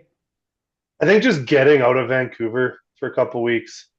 Yeah, I do. Change of scenery without changing scenery. So the opportunity to kind of get away from Vancouver, get away from the noise, get away from the NHL grind, if you will, and just getting to play with some buddies from Sweden. And albeit they're going to want to be super competitive and do things, but if this doesn't reset EP40, then I don't know what will. And the Canucks, if you're a Canuck fan, you desperately want this guy to find his game again and come back, bigger, faster, stronger. Right now they're clinging to that last wild card spot, and they're not going to hang on to it much longer if he can't find his, some traction in his game, right? And then the other X factor for the Canucks, and not to kind of go backtracking, but is Quinn Hughes, right? But if they're going to be out with Quinn's going to be out for a while, they're going to need EP40 to find his game to, I guess, kind of bolster that team on the other side of it in the offense, right? So for the Canuck fans, I hope he does. For the Oiler fans in the room or anybody else in the Western Conference, I hope he doesn't. I really hope he doesn't. And this will obviously be a good break for Quinn Hughes to get this time off, even though it's only, I guess, a couple of weeks for his recovery from whatever's been bothering him kind of on and off throughout the season. But the other young guy, I mean, we talked about Pettersson and Raymond, the youngest player on the Swedish roster, who's currently the 13th forward, Leo Carlson, who was just a second overall pick a couple of years ago, also along for the ride, getting to learn the ropes, get that experience from what this tournament's like as a potential candidate to play on the Olympic team next year. I think we kind of covered the X factors, Ken Olmark flash his Vezina form and backstop Sweden to the final. Jesper Bratt, I think, was a good shout out as an X factor, and obviously Adrian Kempe, somebody else mentioned him as a guy that's kind of underappreciated that could really step up, and of course Elias Pettersson, the biggest X factor of all, somewhat similar to Patrick Laine, I guess, with Finland, even though Laine's been playing a little better for Montreal. But I guess it's prediction time, boys. Can we all agree that Canada, that they're the betting favorite, but do we all agree that Canada's still the favorite here, or would you be betting on the Americans to hoist the trophy in Boston next Thursday? Is anybody here not expecting a Canada-USA showdown in the final, or anybody not taking Canada to win? We'll see if it's crickets here or if anybody pipes up. There we go. Oh, Matty's going to pipe up. What do you got, Matty? We are not becoming the 51st state. We are winning the tournament, and I don't see McKinnon's speed can easily break down a trap. The only way to break down the trap is by speed. by pushing the defenseman back to open up lanes and come in waves. Yeah, I don't think I could see nobody stopping us with our firepower.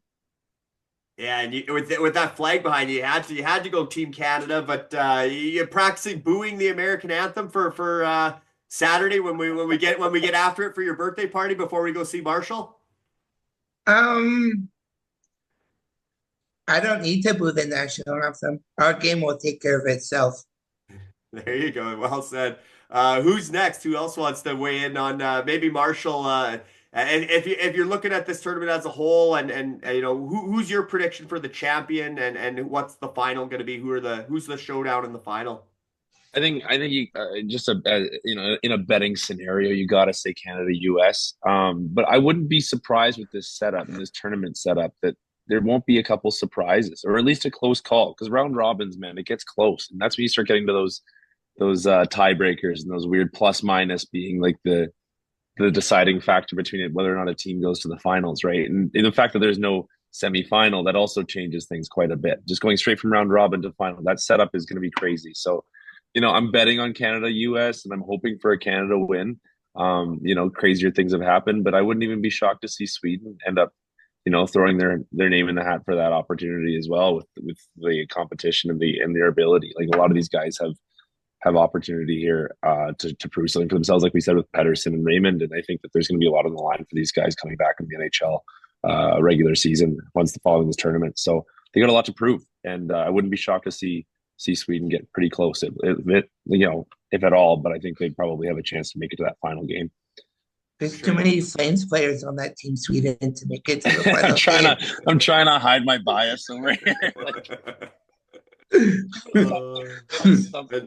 And Dan, you're ready to make it unanimous? You think that's a Canada-USA final, Canada winning, or what do you got? I got Canada-Finland final. I think Finland's going to shock the States here to open the tournament. And then that's just gonna help propel Finland into that 2 seed behind Canada. And yeah, I think Canada will grind kind of Finland down just with that forward depth. And so Canada's gonna win it. They'll beat Finland in the finals. Dabo's your MVP. Not even close. He's gonna get like 4,000 points or something stupid. It's his first time at the pro level wearing the Maple Leaf, right? And something about McDavid when he, you know, playoff McDavid is just a lot different than regular season McDavid, and he's going to be able to get to a level that nobody else can touch.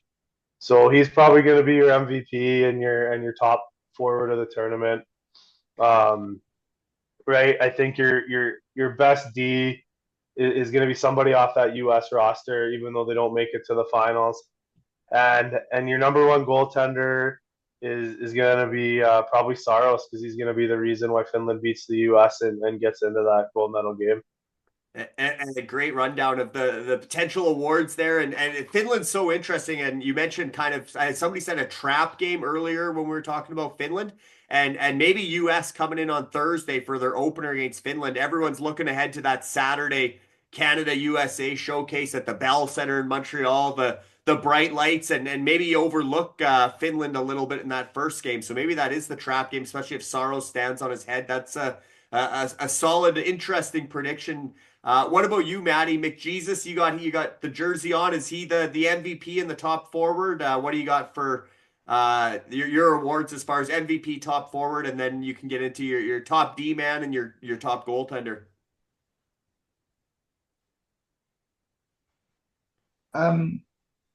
Yeah. McDavid or McKinnon MVP. Kill McCart, top D. Top goalie. Gonna have to be Ottinger.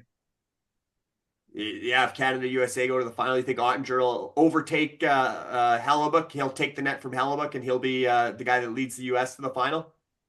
Yeah. Right on. What about you, Marshall? Who do you got winning the hardware we're handing out?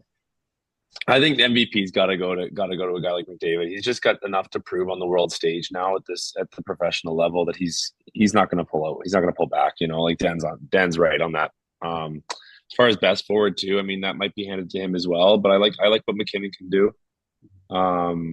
Best D, it's like that's a bit of a toss up for me. I look at the U.S. They're not as solid on the back end. I like Makar for that trophy. I like Makar probably the most for that trophy, but again, I think there's going to be a lot of surprises. Even Devon Taves is a name that could be thrown into that conversation with a lot of his ability as well.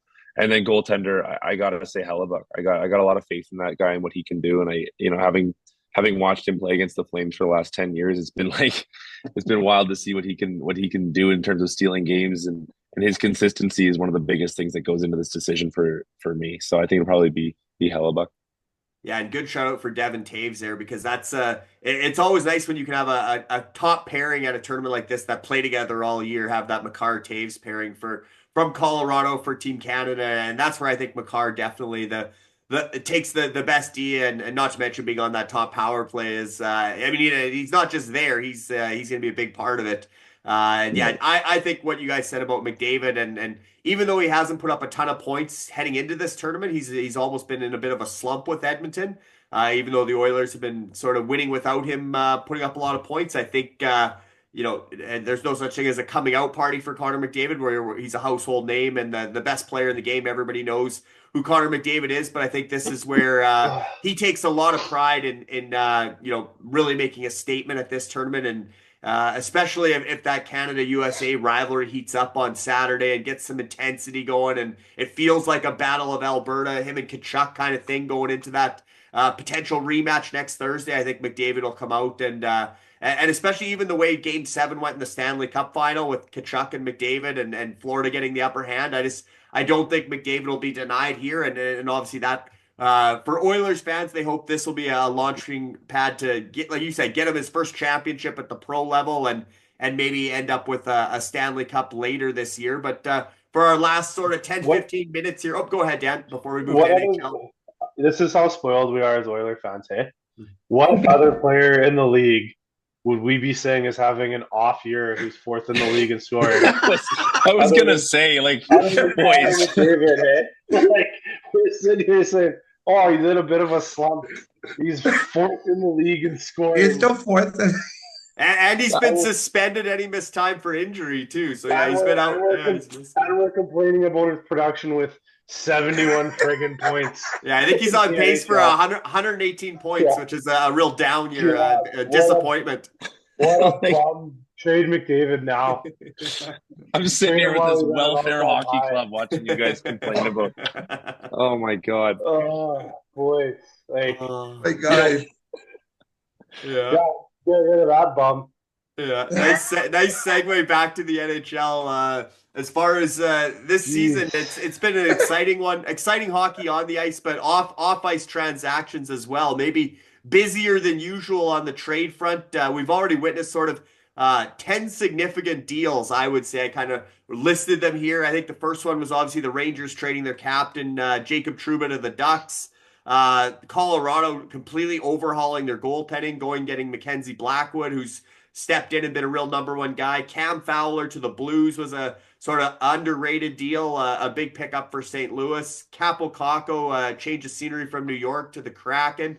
And then obviously Carolina struck with the big deal, Mikko Rantanen and Taylor Hall in one foul swipe to the Hurricanes. Martin Necas to the Avs, who's been on a heater with McKinnon. He's fit right in there. The one that'll make Marshall smile, and I'm sure he's happy about, the Flames. Craig Conroy stepped up and pulled the trigger on a big deal, got Morgan Frost and Joel Farabee out of Philadelphia for Andrei Kuzmenko and Jacob Pelletier, as well as some picks there. But the JT Miller saga or era ended in Vancouver. Him and a guy like Eric Brandstrom went to the Rangers for Philip Heidel, Victor Mancini, and a first-round pick, which the Canucks immediately flipped to the Penguins less than 24 hours later for Marcus Pettersson, who they since extended, and Drew O'Connor, who scored a overtime penalty shot winning goal the other night. And then Dallas, with all the cap space they got from Tyler Seguin being injured, they brought Mikael Granlund and Cody Ceci over from the Sharks to the Stars. So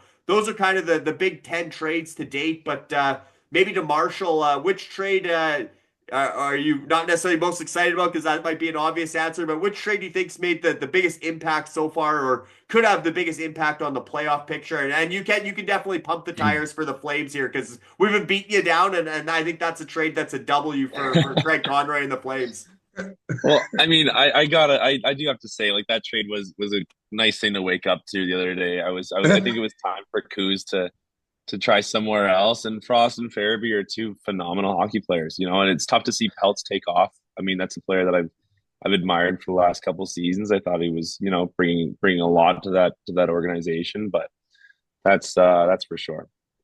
But for me, I think what needed to happen, I think probably has one of the biggest impacts that we've been all paying close attention to is Miller taking off. You know, that conversation.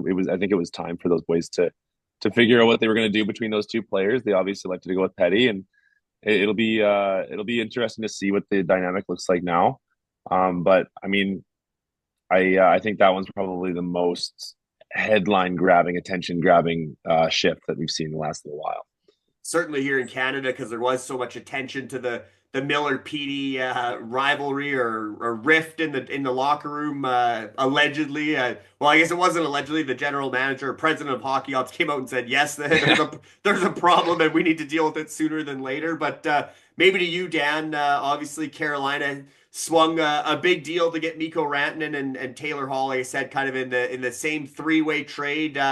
Maybe that was a trade that looked like a big win for Carolina at the time, but like I said, Nate just is having a good run with the Avs, and there's starting to be rumblings that Rantanen won't extend in Carolina. What do you make of that trade and the trades we've seen so far to date this season? I think Carolina keeps searching for answers in the playoffs. So if Hall or Rantanen get even remotely close to where they can be, I think that's going to be the trade that we look back on and go, you know, that's the one that won them the cup. Like it's kind of like Carolina's in that cup or bust mode right now. And they need those two guys to score goals. They can't score goals in the playoffs. I don't know what's going on with Carolina. Everyone points to the system, blah, blah, blah. There's no system on the planet that stops you from scoring goals. They're all designed to defend your net, and hockey hasn't changed in 400 years. The little black circle has to go in the other team's net more than it goes in yours. And for whatever reason, Carolina in the playoffs just can't figure out how to score goals. And if those two can start clicking for that team, that could be that, you know, it could be that X factor. Maybe we get an 06 rematch in 2025 here, and or 2026, where, you know, hopefully it goes the right way for us Oiler fans. But Carolina's been banging on that door for a while. I think this is going to be the year that they can, you know, get through that New York Rangers curse, if you will, and then it's kind of between Carolina and Florida to come out of the East, I think, now with that move they made. Now, that being said, if Rantanen and Hall can't find some type of form, that's going to be such a wasted trade for the Hurricanes, especially if they can't retain Rantanen, and then again, that could be the trade that completely blows up that team's chances. So that one for me could go either way, and I think could be the trade that sees the biggest either positivity or negativity through the whole thing. The Canucks, everybody looked at the deal for JT Miller, and everyone's like, what are the Canucks doing? And then they turn around and they get Pettersson number 3, if you will, on their roster, and they're able to re-sign him, and I think that's a huge pickup for Vancouver, right? Is it going to swing them into cup contender this year? No, but it definitely shores up that blue line for many, many years to come. So I think those two deals have kind of been, in my opinion, the biggest ones, not the most shocking. And there's some rumors going around that even some more shocking deals are coming out of Four Nations after the trade freeze is over. So interesting to see as teams are shuffling here down the stretch. Yeah, Matty, it looks like upwards of 9 teams are destined to be sellers or already open for business if you just look at the standings as of today. And teams that are on the outside looking in: San Jose Sharks, Chicago Blackhawks, Nashville Predators, Buffalo Sabres, Seattle Kraken, Anaheim Ducks, Philadelphia Flyers, Pittsburgh Penguins, and Montreal Canadiens. I know some people in Montreal might not be happy to hear that. But they were hot for a bit, and now they're sort of slumping again. So I did put together a list of 50 players who could potentially be traded by the March 7th deadline, kind of a trade bait board, some more realistic or likely than others, including some of the biggest names in hockey. I know everybody keeps saying Sidney Crosby's off limits, but I'm sure Nate McKinnon will be in his ear during this Four Nations tournament saying, hey, it'd be nice to have you in Colorado, and it sucks losing my buddy Mikko Rantanen, but I'd sure like to keep playing with you after this tournament. And you're coming out of this tournament on the 22nd is when NHL picks back up of February. Short month, 2 weeks later, March 7th is the NHL trade deadline. So that's coming up sooner than later. Matty, do you think there's any chance that Crosby and McKinnon keep playing together and Crosby finds his way from Pittsburgh to Colorado, or do you think he's a Penguin for life and kind of like Ovi is with the Caps?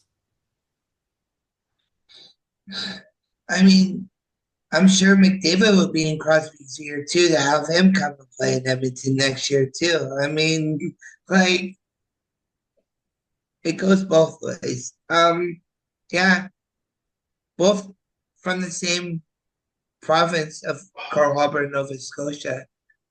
Grow up together. Yeah, I'm sure they love to play for each other, and we'll see how that chemistry works out in the Four Nations tournament. Like, you gotta also remember that these tournaments can also prelude trade deadline moves, because people find chemistry in these tournaments and be like, and then the scouts show up and can be like, oh, these guys work good together. Let's get them in here. Yeah, that could definitely be a scenario with a few of the line combinations, few of the looks we're seeing. Maybe to you, Marshall, as far as the biggest names that could be moved at trade deadline. I know Brad Marchand's name's out there. Doesn't sound like he's the captain of Boston, and now that Bergeron's gone, he's kind of been one of the faces of that franchise. They obviously won a cup back in his earlier years in 2011, but he's out there. Seth Jones seems to be a popular one in Chicago now. Again, I don't know on the Crosby Malkin situation. Steven Stamkos just signed in Nashville. I'm sure some people are calling there to see what's going on. Tage Thompson in Buffalo. Erik Karlsson seems to be a name that is maybe more so out there from Pittsburgh. And then the sort of the next wave guys that are more likely to move, guys like Brock Nelson, maybe a Ryan O'Reilly or Braden Shen. But who are some of the guys that you're looking to, as far as big name guys that can be moved by the deadline? I think in my notes, I immediately wrote down Seth Jones. That was something that I thought was going to be, a big move to be made. Seth Jones is a guy that I think is probably, and this is probably the case with a lot of players in Chicago, but are looking to, that rebuild situation to be in as a player who's kind of getting up there in age is probably something that a lot of guys over there are probably looking to let go of. It's a difficult position to be in, and I could definitely see Seth Jones making a move somewhere, maybe out west, starting fresh on the Western Conference. So that would probably be my biggest move. I can't see a lot of guys, especially captains, jumping around right now. I think there's like this overwhelming feeling of nostalgia for a lot of these players. It's something that I haven't really seen much of recently in terms of with the conversation around Crosby jumping over as amazing as that would be. I think he's got this loyalty to Pittsburgh being what it is, and I think there's contention there for Pittsburgh to still be a team that can actually compete in the playoffs. So I don't think Crosby wants to give up on that. But yeah, I think Seth Jones is probably the guy that'll bump around pretty quick here. For sure. And Dan, what about you? Obviously looking ahead to trade deadline, only a couple of weeks away. I know we're keeping you up here. You're almost burning the midnight oil or 11 p.m. oil, but it's all good. What are you looking forward to from trade deadline? Obviously, there's a ton of names out there when you look at that list of 50, but who are some of those guys that stand out as obvious candidates, or guys that maybe could be even surprises to move? Crosby ain't moving unless he tells the Penguins he wants to. I think, he's just not a guy that the Penguins are going to shop unless, and if Crosby is moving, it's, hey, I'm going here. Mm-hmm. So if you can find a deal that makes Pittsburgh better for the next 10 years, I'll go. But if you can't, I'm staying. So Crosby's going to pick between McKinnon or McDavid. And those are probably the two likely places, right? Like he's not going to go get traded to San Jose. Like it's just he's not doing that, right? So I think Crosby's one that definitely cross it off your list. If he moves, it's because he said, "I'll go here." That's it. That's all that's happening. Again, I also think for Malkin, if he goes anywhere, Malkin's going to Washington to play with Ovi. I don't see him saying, "Hey, I'm going to leave Pittsburgh to go here." If he leaves Pittsburgh, he's going to Washington and he's going to assist on Ovi's record breaker. Yeah. Like that's it. Those are two guys where, as much as we're all sitting there saying, "Oh man, they should move him," you know what? Pittsburgh probably should, in theory, to stock the cupboards. But those two guys have done so much for that franchise in that city that it's going to be up to them if they move. And if they do move them, you're never going to win that trade. So you may as well just make them happy and do right by them. Says a little bit about you and how you treat your stars as an organization, where guys may want to sign in free agency knowing that you're going to, be good to them when you have to move them. Looking through this list, I don't think Vancouver's done. I could see Besser moving. I just think that they're in such a state of flux there, and Vancouver's going to need to figure out how they're going to kind of continually restock, because they're not bad enough to get high picks, and they're just not quite good enough yet to win a cup. Like, they're close. I know Vancouver fans are going to hate hearing an Oilers fan say that about them, but I don't crap on the Canucks near as much as some of the Canuck fans crap on the Oilers. But they're close, but they're just not there. So they're going to have to find a couple ways to get interesting ways to restock the cover. I don't think Trouba is not leaving Anaheim. He picked that destination. Wants to stay in the States because of his family. Provorov interests me. Probably likely to move. Ristolainen likely to move. Again, with St. Louis kind of being right there and being they're. I think their next 5 games or 4 or 5 games here are going to dictate whether or not they'll move on from a Justin Falk. And then, Gibby basically said he's only waiving for 2 teams, and one of them's the Oilers. Oilers GM gave the kiss of death, saying they're not getting a goalie. So they're getting a goalie. We know that. It's kind of like we're not firing the coach, and 2 weeks later they fire the coach. So they're getting a goalie. Can they do a Gibby Stuart Skinner tandem? I don't know. Gibby ain't gonna go somewhere and be a 1A 1B, so who knows what that looks like. I don't know that Utah wants to move on from Vejmelka. They got a good, young, exciting team. I think they're gonna hang on to him to be a cornerstone. Right? It's same thing with Merzlikins and Columbus. They're right there again. Like Columbus, like shot out of an absolute cannon, which they shoot cannons off every time they score goals there. So, but they're right there. So do you move Merzlikins? Like there's a lot of interesting things. Are they good enough? Do they feel that they can get that 1 or 2 points and get ahead of the Red Wings? So this list you provided, there's a lot of interesting pieces. Brock Nelson apparently off the board now. Right, they're looking to maybe move Dobson, which is banana lands to me, that you're going to move your best defenseman if you're the Islanders. And again, how are you going to win that trade? Like, I don't know. Maybe that's why I'm not in the NHL as a GM, but I'd be looking to make sure I'm breaking even, or knowing I'm getting legitimate future guys that are going to be in the NHL in return when I'm a seller, so to speak. And the buyers over the last couple of years, the true buyers have kind of used their assets, right? Like in Edmonton, what are we moving? Savoy? I don't think you move Savoy to run at a cup. Like you're going to need him in a couple of years to probably help you win a cup. Because you got to remember, we got 8 more years of Draisaitl after this, and obviously if he signed McDavid's there, like the Oilers still have like a 10-year window. So you got to keep things in the cupboard too.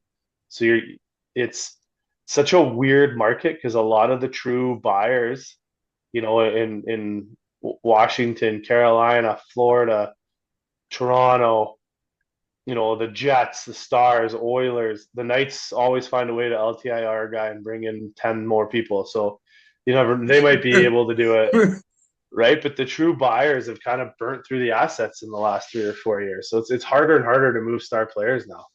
And you need to keep those young guys like Savoy, even though the cap's going to skyrocket over the next 3 years. Looks like you go up almost $20 million to over $110 million in a few seasons, but you're still going to need the cheaper entry level guys that can play in the middle of your roster, like a Savoy. And there are some interesting young guys names flying around. I mean, and I was going to ask who's the biggest glaring omission on this list. I think you highlighted it there. Noah Dobson wasn't among my 50 players, but he's definitely a name that's surfaced just in the last couple days. But Dylan Cousins is a name that's been out there from Buffalo for weeks. When they were looking at Elias Pettersson, I think he was in the conversation there. Trevor Zegras just doesn't look happy in Anaheim. I don't know if that's a coach stifling his offensive creativity or a system or what, but he's a guy that hasn't quite found that next level. I'm sure if they could somehow get him into a situation, a different situation, playing maybe even in a place like Columbus with the Kent Johnsons and those guys of the world, or his old buddy Cole Caulfield, although he's got a good center with Nick Suzuki. But looks like Zegras is a name that's out there. Bowen Byram, I'm surprised because Colorado traded him to Buffalo. He looks good there, but Buffalo's got Dahlin, Power, and Byram on the back end, and I don't know if they have room for all three of those guys going forward, and maybe Byram ends up being a potential flip. But there are some young guys out there, Matty, that are interesting, and you mentioned John Gibson, Dan. That's definitely I think the two teams that I saw, whether it's Chris Johnston or somebody, or Pierre LeBrun had mentioned Edmonton, Carolina, and you had already highlighted that 2006 Stanley Cup rematch. If Gibson goes one place or the other, he could have that kind of Cam Ward impact from 2006. He's still a stud goaltender. What names stand out to you, Matty, off that list? Yeah. John Gibson for sure. The reason why I like him would be an Oiler. He has the fourth best save percentage of toughest shot saves. Yeah, saves above expected, or however that fancy stat goes. Yeah.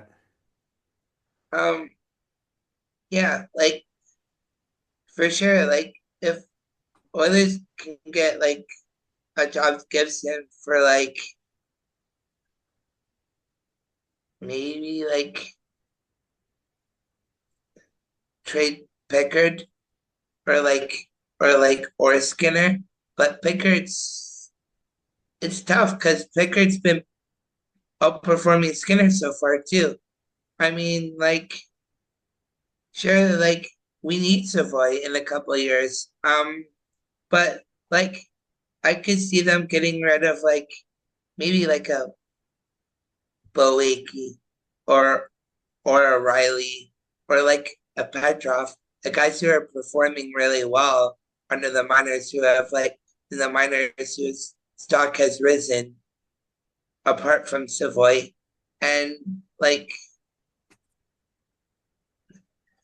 that Jevonty trade for Burgo has not paid off at all. Yeah, he's been hurt most of the year, Jarventi, so we'll have to wait and see if that thing can take off next season. Go ahead, Dan. I'll throw a hypothetical at you guys. If you're the San Jose Sharks, you got 2 picks in the first round this year.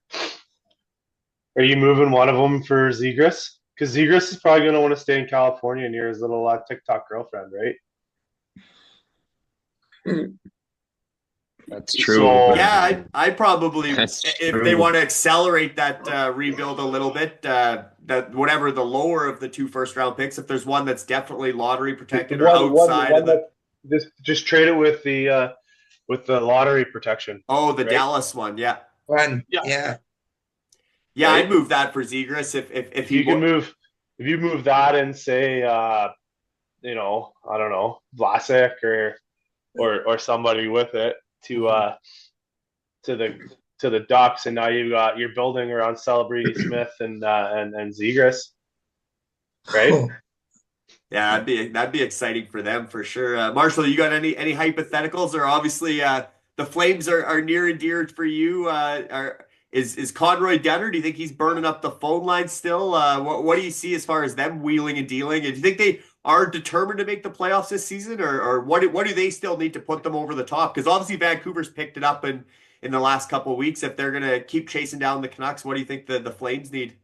Well, it's become obvious to me in the last 10 years that one of the biggest staples of a franchise making it as far as any massive Stanley Cup contender can is having one of those cornerstone hockey players, having what's like a team that's very absent from having a player on Canada's Four Nations tournament team is Calgary.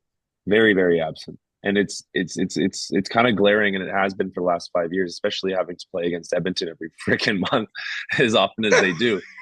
How lacking we are in having a player like that, And it's become something that's definitely a part of a conversation that I'm sure Treliving and Conroy had when the torch was passed. And I don't think Conroy's ever going to be done hunting for a player like that who can bring Calgary into an actual serious role here, and at least giving themselves a fighting chance. So no, I don't think Conroy's done. I think that there's definitely a lot more work to be done. I don't necessarily think it'll be this season that they find that guy, but I wouldn't be shocked to see, a couple 1 or 2 year contracts getting signed, just to try and give themselves some teeth coming in the next couple of seasons here, whether that's the end of this year or going into next. I think that there's going to be a lot of, I think we talk about buyers. Calgary's another organization that's also their infrastructure is going up. They're about to build a new arena. They're trying to make themselves a lot more palatable for big players to come in and fill some big spots. And I think that Calgary's going to start making themselves a contender. They saw the formula that Edmonton's put together with their new arena and making themselves a lot more appetizing to come play for. And I think that's something that is a blueprint that Conroy's going to start to follow. And that includes never turning off that phone line. So I think we're going to see Calgary make some more moves. And overachieving to some degree this season. I know heading into the year, a lot of people thought, even though Huberdeau's really bounced back and you got some vets like Kadri and Blake Coleman and Backlund, but people probably thought that some of that roster would turn over as a seller type this season. And maybe you would try to bottom out and get a Gavin McKenna in not this year's draft, but next year's draft. And then when that new arena is going up, you got McKenna coming in as that new face of the franchise.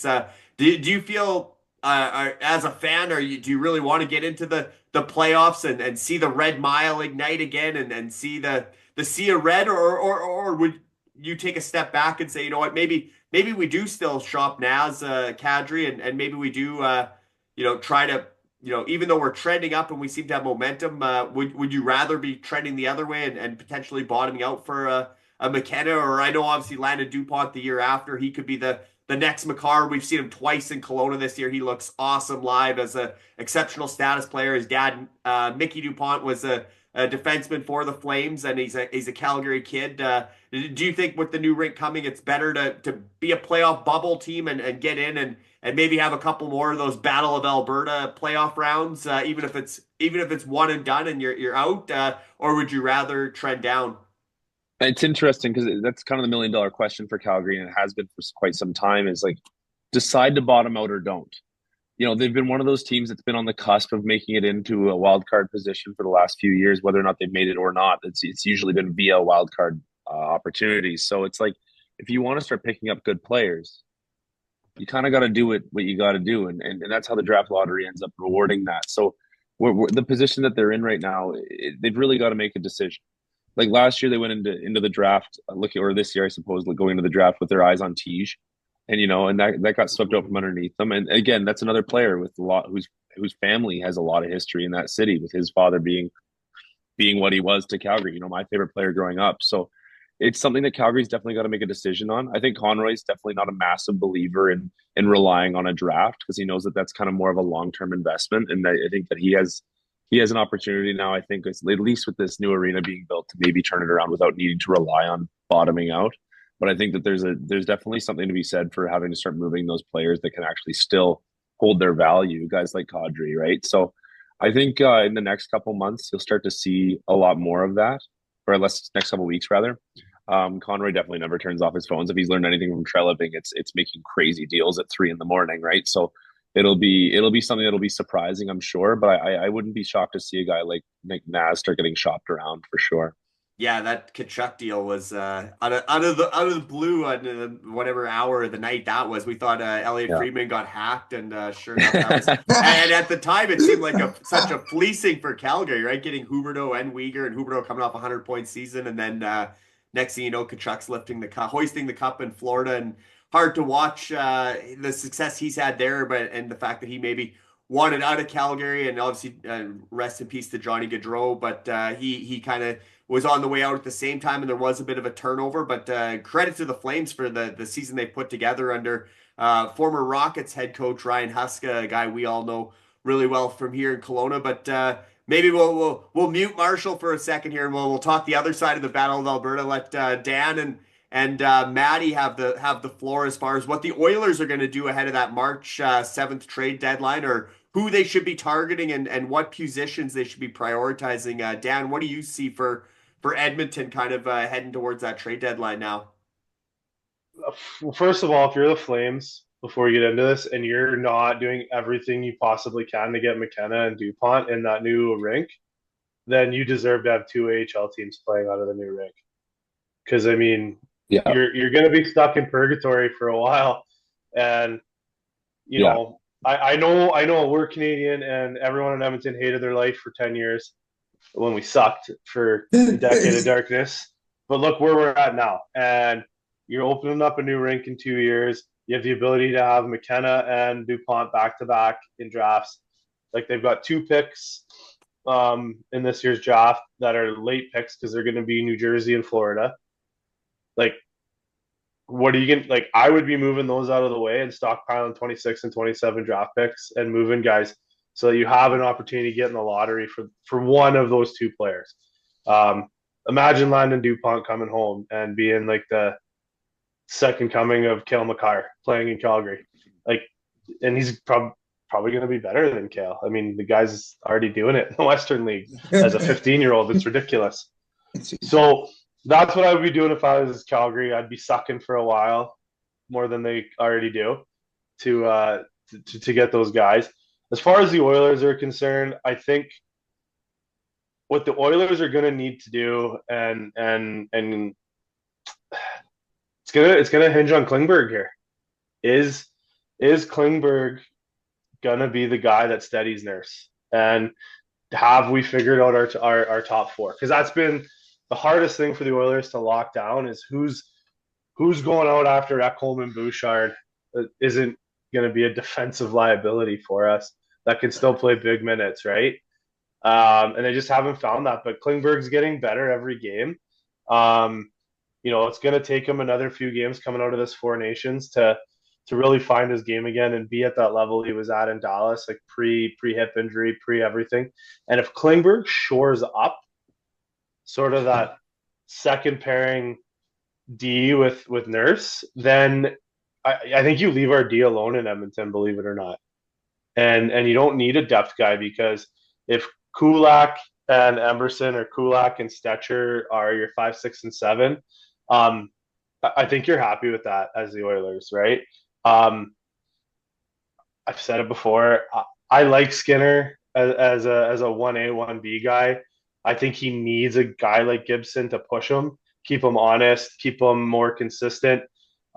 You look at making that move if Skinner's got some salary retained, or sorry, not Skinner, Gibson has some salary retained. And then let's not forget, we're going to be getting a trade deadline acquisition. His name's Evander Kane. He's going to be coming back into that lineup here right away. And it might not be till playoffs, but he's going to be coming back kind of into that lineup. And then the Oilers have Evander Kane there.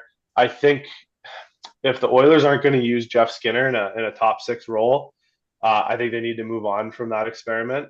I know he signed on with the Oilers and he's got a little bit of a no movement clause because he wants to play in the playoffs. But you're paying a guy $3 million to score goals, and for whatever reason, Knobloch has him playing a defensive checking role, and it's just not Skinner's game. So it's kind of a wasted asset there, in my opinion, where they could move him out of the way, free up $3 million cap space, maybe grab a depth guy, and then you can slot in an Evander Kane on that second line with Draisaitl, and whoever's going to play there, I guess at that point. And so the Oilers, in my opinion, everyone's like hoping the Oilers go out and do something and make these big grand moves. I think there's enough there if Klingberg turns into what he was pre-injury that, this is a team that was one game away from the finals, and on paper they're better. And I don't know that in Edmonton we need to go out and make a move just to appease the fans. I think we need to give Klingberg a couple more weeks here to see what he really is, and then we can make that decision. If he doesn't pan out, we're gonna need a Parayko or a guy like that to play on that top four. Yeah, lots of good points there, and even going back to the Calgary point that Marshall made about TJ Ginla, and they ended up with Zane Parekh, who again I don't think he's on the Makar DuPont level, but obviously a guy they're excited about offensively to quarterback the power play in the future in Calgary. But definitely, I think if you could somehow land one of those real franchise type, I mean, I don't think McKenna's necessarily on the McDavid level, but he's certainly on the Bedard level. And DuPont, like I said, is on the Makar level. So I definitely think that would bring a whole other level to the Battle of Alberta as well if Calgary had a true franchise face of the franchise. I don't want to jinx the poor kid because I don't think I can because I'm not an outward big time Flames fan. But I think they found their goalie for a while. Oh yeah, Dustin Wolf's sick. He's so good. He might be starting for the U.S. next year at the Olympics. That's how good this kid is. So as long as he keeps doing what he's doing, they've got their net figured out. Weegar, Anderson, Parekh when he comes up, their back end is actually not terrible. Throw a DuPont in there because you found a way to suck for a year and appease the fans saying we're going to get Landon DuPont. Tell the fans you're getting Landon DuPont. You can do whatever the hell you want that year. They won't care. They just want Landon DuPont wearing that C on his chest, right? Calgary kid, all that. So, they're close. I would just be doing everything I can to suck and get DuPont in 27. Yeah, so a couple years away. Matty, what about you for the Oilers? I know you had some names in mind, the trade deadline looming. You were right about Klingberg. You mentioned him on our last podcast together. You said you thought they were going to be a front runner for Klingberg, and he's now an Oiler. Are you happy with him, or what do you see? Do you think defense, goaltending, forward? What are you looking at, and who are some of the names you got in mind? I just don't know if you have the time to wait on Klingberg. I agree. He is going to be good, but you're only a week away. You're right about Kane being a deadline acquisition, but to be honest, I think goaltending, maybe a Carson Shusey or a Connor Murphy, another physical D-man that can smash bodies around. Can tie up the back end a little bit. But maybe a Yanni Cord who can kill penalties, or a Ryan Donato can also kill penalties too. Maybe a more subtle forward ad that rounded out. Yeah. Yeah, I definitely think it's an all-in year still for Edmonton. And Stan Bowman, this is his first trade deadline as the GM of the Oilers, his first chance to get another cup ring. I think he's going to want to, like Dan said, maybe not make a deal to appease the fan base, but make a deal to not even necessarily put his stamp on the roster. But I just feel like he doesn't want the question of, did we not push all our chips in at the deadline? And again, Evander Kane hasn't started skating yet, but he's probably going to start skating, right out of this Four Nations, and then he should ramp up between now and they should have a little bit of an idea, within a couple of weeks by the trade deadline, and what his progress is going to be like, if he's at least going to be ready for the playoffs. Klingberg, they're going to have a better read on. So I think those two are kind of the wild cards for Edmonton right now, Kane and Klingberg, as well as obviously the goaltending continues to be. And like I said, I think Pickard's won 10 of his last 11, something like that. So he's obviously solidified the goaltending there, but there's still, the question of can Skinner win the big one in the playoffs if it comes down to it again. So I think that's an interesting. Or go ahead, The Dan. problem with Skinner's never been when his back's against the wall. Mm-hmm. The problem with Skinner is it takes that he gets his back against the wall before he shows up and plays. And, everyone, again, I don't want to rip on the poor guy, but everyone's like, oh, we got within one game of the cup because of Skinner. And we got there in spite of Skinner, because if he had played just decent in games 1 or 3 where we completely dominate the Panthers, we win those games. He had off nights. And Skinner went game 6, game 7. Skinner's unbelievable. He's unbeatable. I mean, he plays well, but the problem is it takes him getting his back pushed to the wall for him to play at that level, and he needs to be able to play at that level the second he steps in the crease.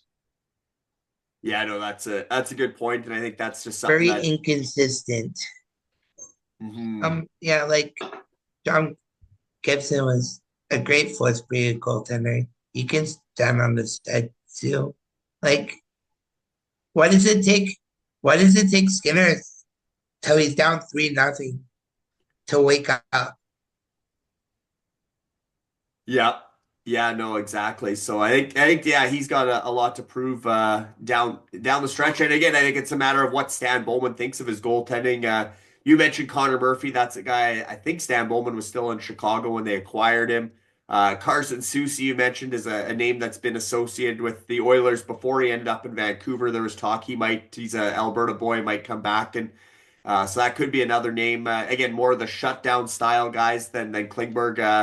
A little bit more offensive. Go ahead. Let me throw these lines at you and tell me if pretend like you don't know what the current rosters are like in the NHL, or not. It's just in the NHL, but with the Oilers.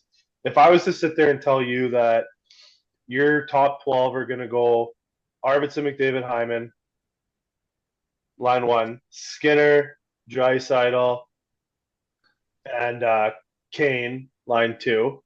Just throwing that out there. Your third line is Janmark, Nuge, and Podkolzin. And your fourth line is, Brown, Henrique, and Perry or Kapanen sliding into there. You're going to be upset if that's your 12 and 13 forwards. Everybody wants the Oilers to make a move for the sake of everybody's going to make a move at the deadline that wants to win the cup. How many trades has Stan Bowman actually won? I actually don't ever want him to trade for this team. If I'm being honest, Yeah. We're sitting here and we're looking at the Oilers going, man, we need to make a move.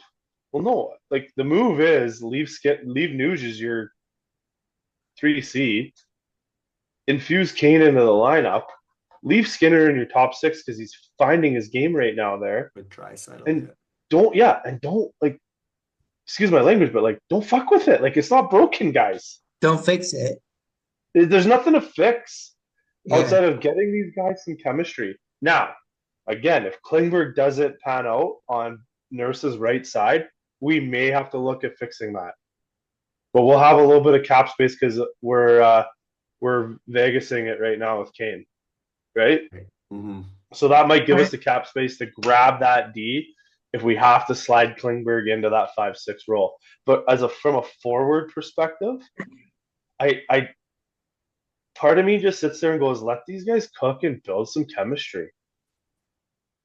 Yeah. Any other team would kill for that as their top 13 or 12. Yeah. And we're sitting here trying to dissect it. Less is more sometimes, guys. Yeah. And what about Marshall? Are we drinking the Kool-Aid on the Oilers again this year, or what? I mean, you get a little bit of a different perspective from the other side, but I don't know how closely you follow Edmonton. Do you want to weigh in on anything Oilers or what we're talking about? Or are we planning the parade a little too soon, or what do you think? Do they need more at the deadline? I honestly not at all. I can't agree more with what Dan's saying because, again, on the outside perspective here, I'm just thinking what we would give to have those opportunities with the players that they have. It's ridiculous to me to see all these speculations. Mind you, there have been some critiques in the last few months even of certain players on the back end that I think could probably get some shakeups. But I think on the offensive side of things, don't touch it. That's crazy to me. It's a house of cards too when it comes to team sports like this too. you start making moves and you pull a player out and you think, oh, maybe he's replaceable, and you put somebody else in who's maybe not as great in the dressing room, or chemistry wise not phenomenal, and then you start throwing things around. Then you start having to pull other lines down the lineup, right? You got players who are playing right wing, thrown into centerman roles and shit like that. It happens all the time with teams, and you end up running into situations that you put yourself in. And I think that's the biggest problem with trying to shake up the offensive side of the Edmonton Oilers. On defense, obviously, there's always going to be room, but like my biggest, like Bouchard's been running into some struggles in the last couple of weeks, and Nurse has been canonically the biggest argument about whether or not we should have paid him what we've paid him. But again, these are all guys that have a capacity for being and holding up a really good solid roster, and I think that Klingberg is another answer to that. So I mean, there's not a lot to change. Yeah, the year Nurse signed that ticket, though, he was going to get that on the open market. He almost won the Norris. He almost won the Norris. Yeah. Do we agree that he's a $9.25 million seat? Yeah. No. But he would have been anywhere else. He was going to get that. Almost won the Norris that year. He is what he is. I think finding a guy like a Klingberg. Let's not forget. Like, Bush is having a tough year right now, and he's got to sort out his own ways. He was even worse before we got Ekholm, and Ekholm calmed him down. Ekholm allowed Bush to do what Bush does, and as fans, we get frustrated. We get pissed off when, oh, look at the turnovers. Look, yeah, but Bush's turnovers and giveaways and the things he does is because he's high risk, high reward. And if you don't have one or two of those guys on your team, you're probably not winning a lot of games, because when they connect, they connect. Look at Erik Karlsson, Ottawa days. The guy had like 100 points, but he was still a minus. But he was always playing big minutes against big players. He was making big plays, big passes. He was kind of the Hudson, if you will, of that era, making those crazy sauce passes from the back end over four guys' heads to the far blue line. Bush isn't quite at the level of either one of those two kind of in their prime. But the one thing Bush isn't doing, and it's you can tell right now his confidence is shot, is he's not even shooting the puck on the power play. It's called the Bush bomb. Yeah. It's called the Bush bomb. And he's not shooting. There's a confidence issue going on with him right now, and Paul Coffey will sort that out, before playoffs start for the Oilers, and he's going to be just fine. Yeah, he just needs to be a sound partner defenseman, like you said with the Ekholm situation. Like he's got crazy capacity. It's amazing. And pretty much Klingberg can do the same thing as Bouchard does too. He's a smooth skater, puck moving defenseman too, if he finds his game.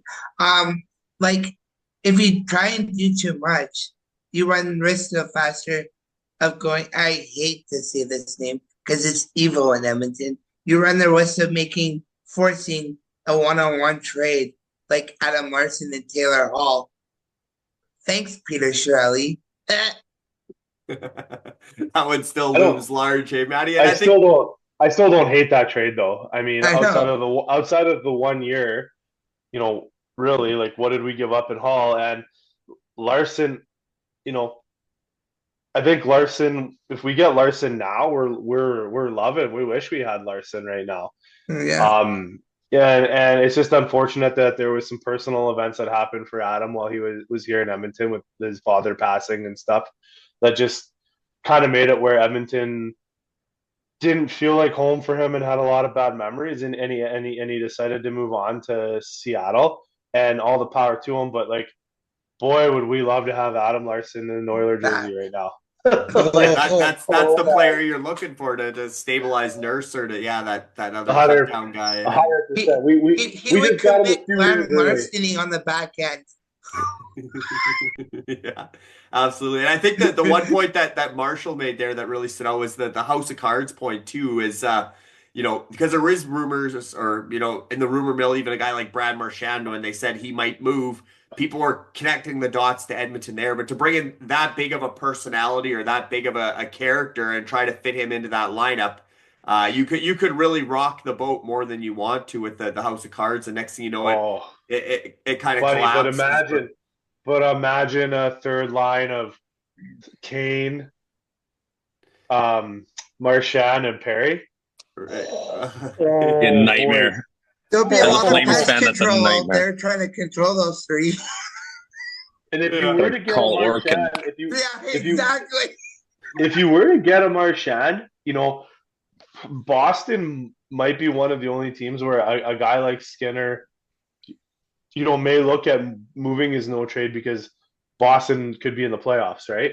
Mm-hmm. And then you have the cap. Then you have the cap space and flexibility to bring in a Marchand. I mean, it just really all depends on what you're moving in and out. But again, like you if a guy like Marchand's offered you and you can make it work from a dollars perspective, I think as the Oilers, that's maybe one name you do kind of look at and where you're slotting them, right? Because oh boy, it would be fun to watch those three as a line just playoff hockey where we know the whistles get put away. Yeah, there could be some serious agitating there, but and maybe Somebody could smack Kachuk around a few times. maybe. But one guy who's going to be destined for the playoffs again this year, and we can kind of end off with this because I know it's getting closer and closer to midnight for Dan. I think he's still got one of those delicious beers kicking around there, though. Is keeping him up. I got my dad beer just keeping me going here. If anyone's looking for some good beer. A sales pitch, free promo. But No Alex Ovechkin, all-time goal record this season. Do you guys see that happening, or is the great chase going to carry over to next season? He needs 16 goals over Washington's final 27 games. Obviously came back from a broken leg this year and keeps filling the net. Is it happening? And if not, how close will he come, or how many goals will be left for next season? Who wants to take this one first?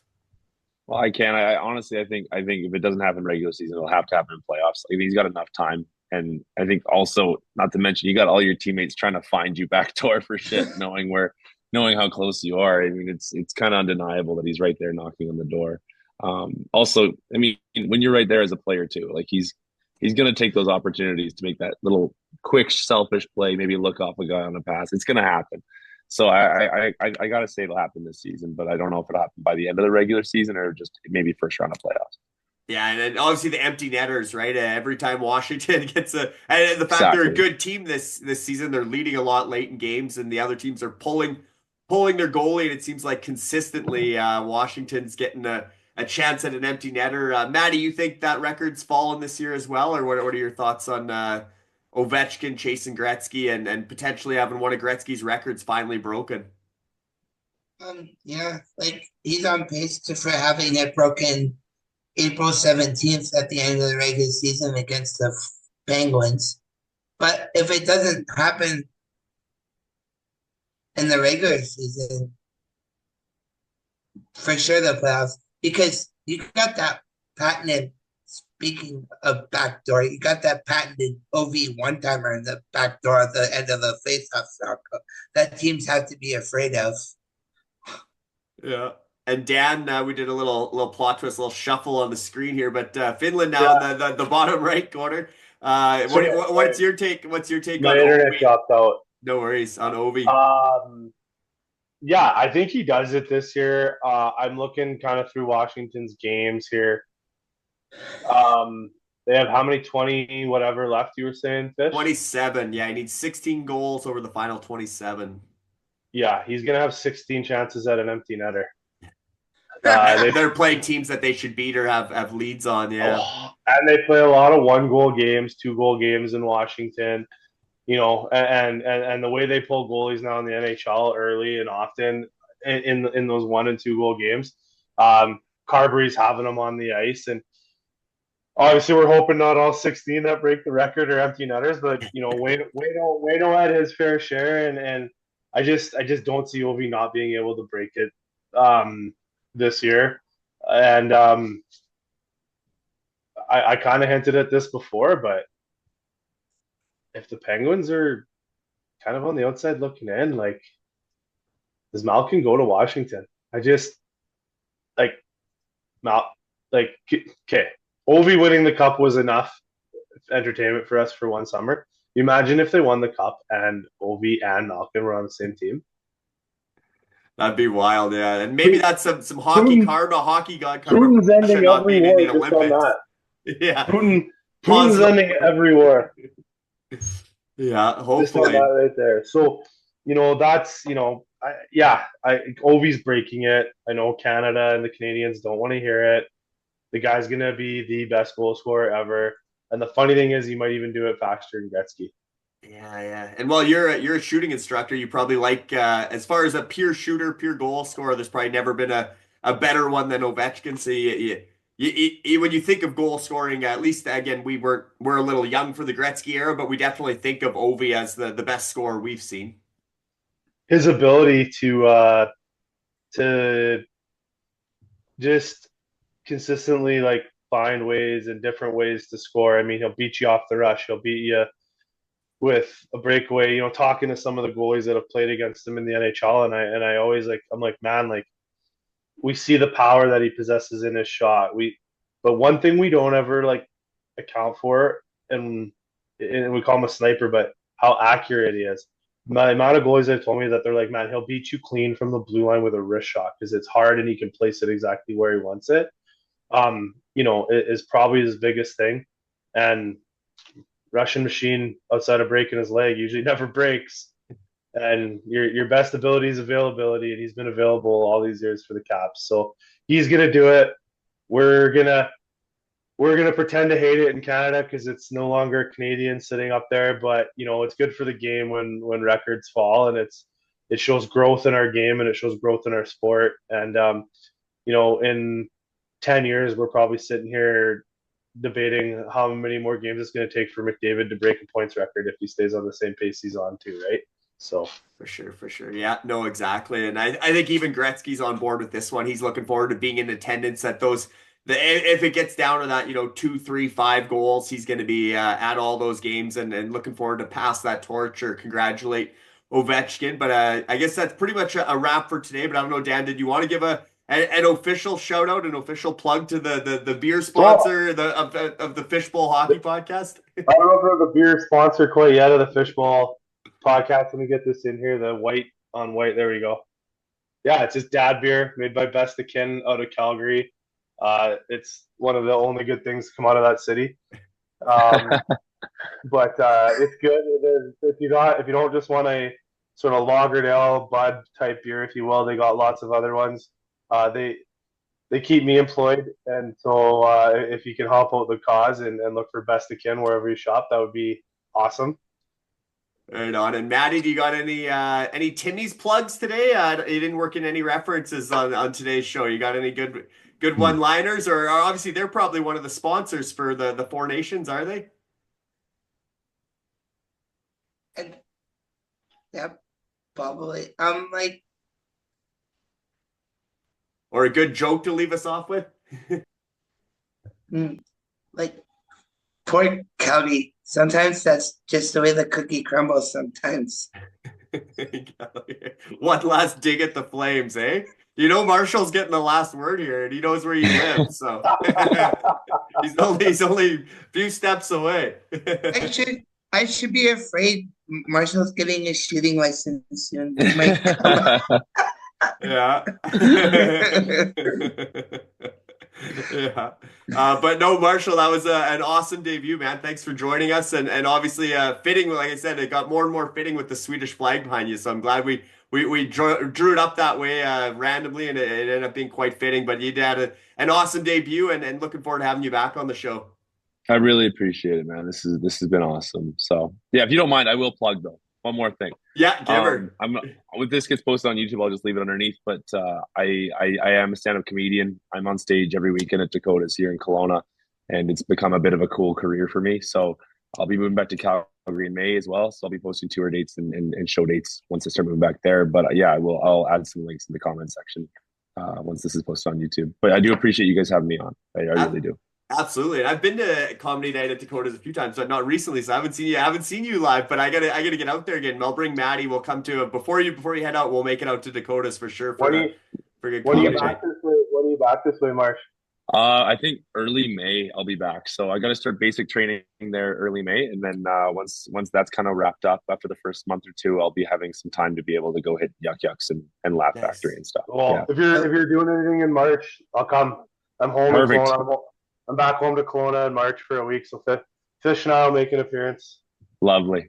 Cheers. Yeah, and then I'll we'll be the have guy to. that told you. You guys can heckle me with Oilers jerseys on. Exactly. Yeah. No, Well, we'll have a few laughs like we always do. Yeah, absolutely.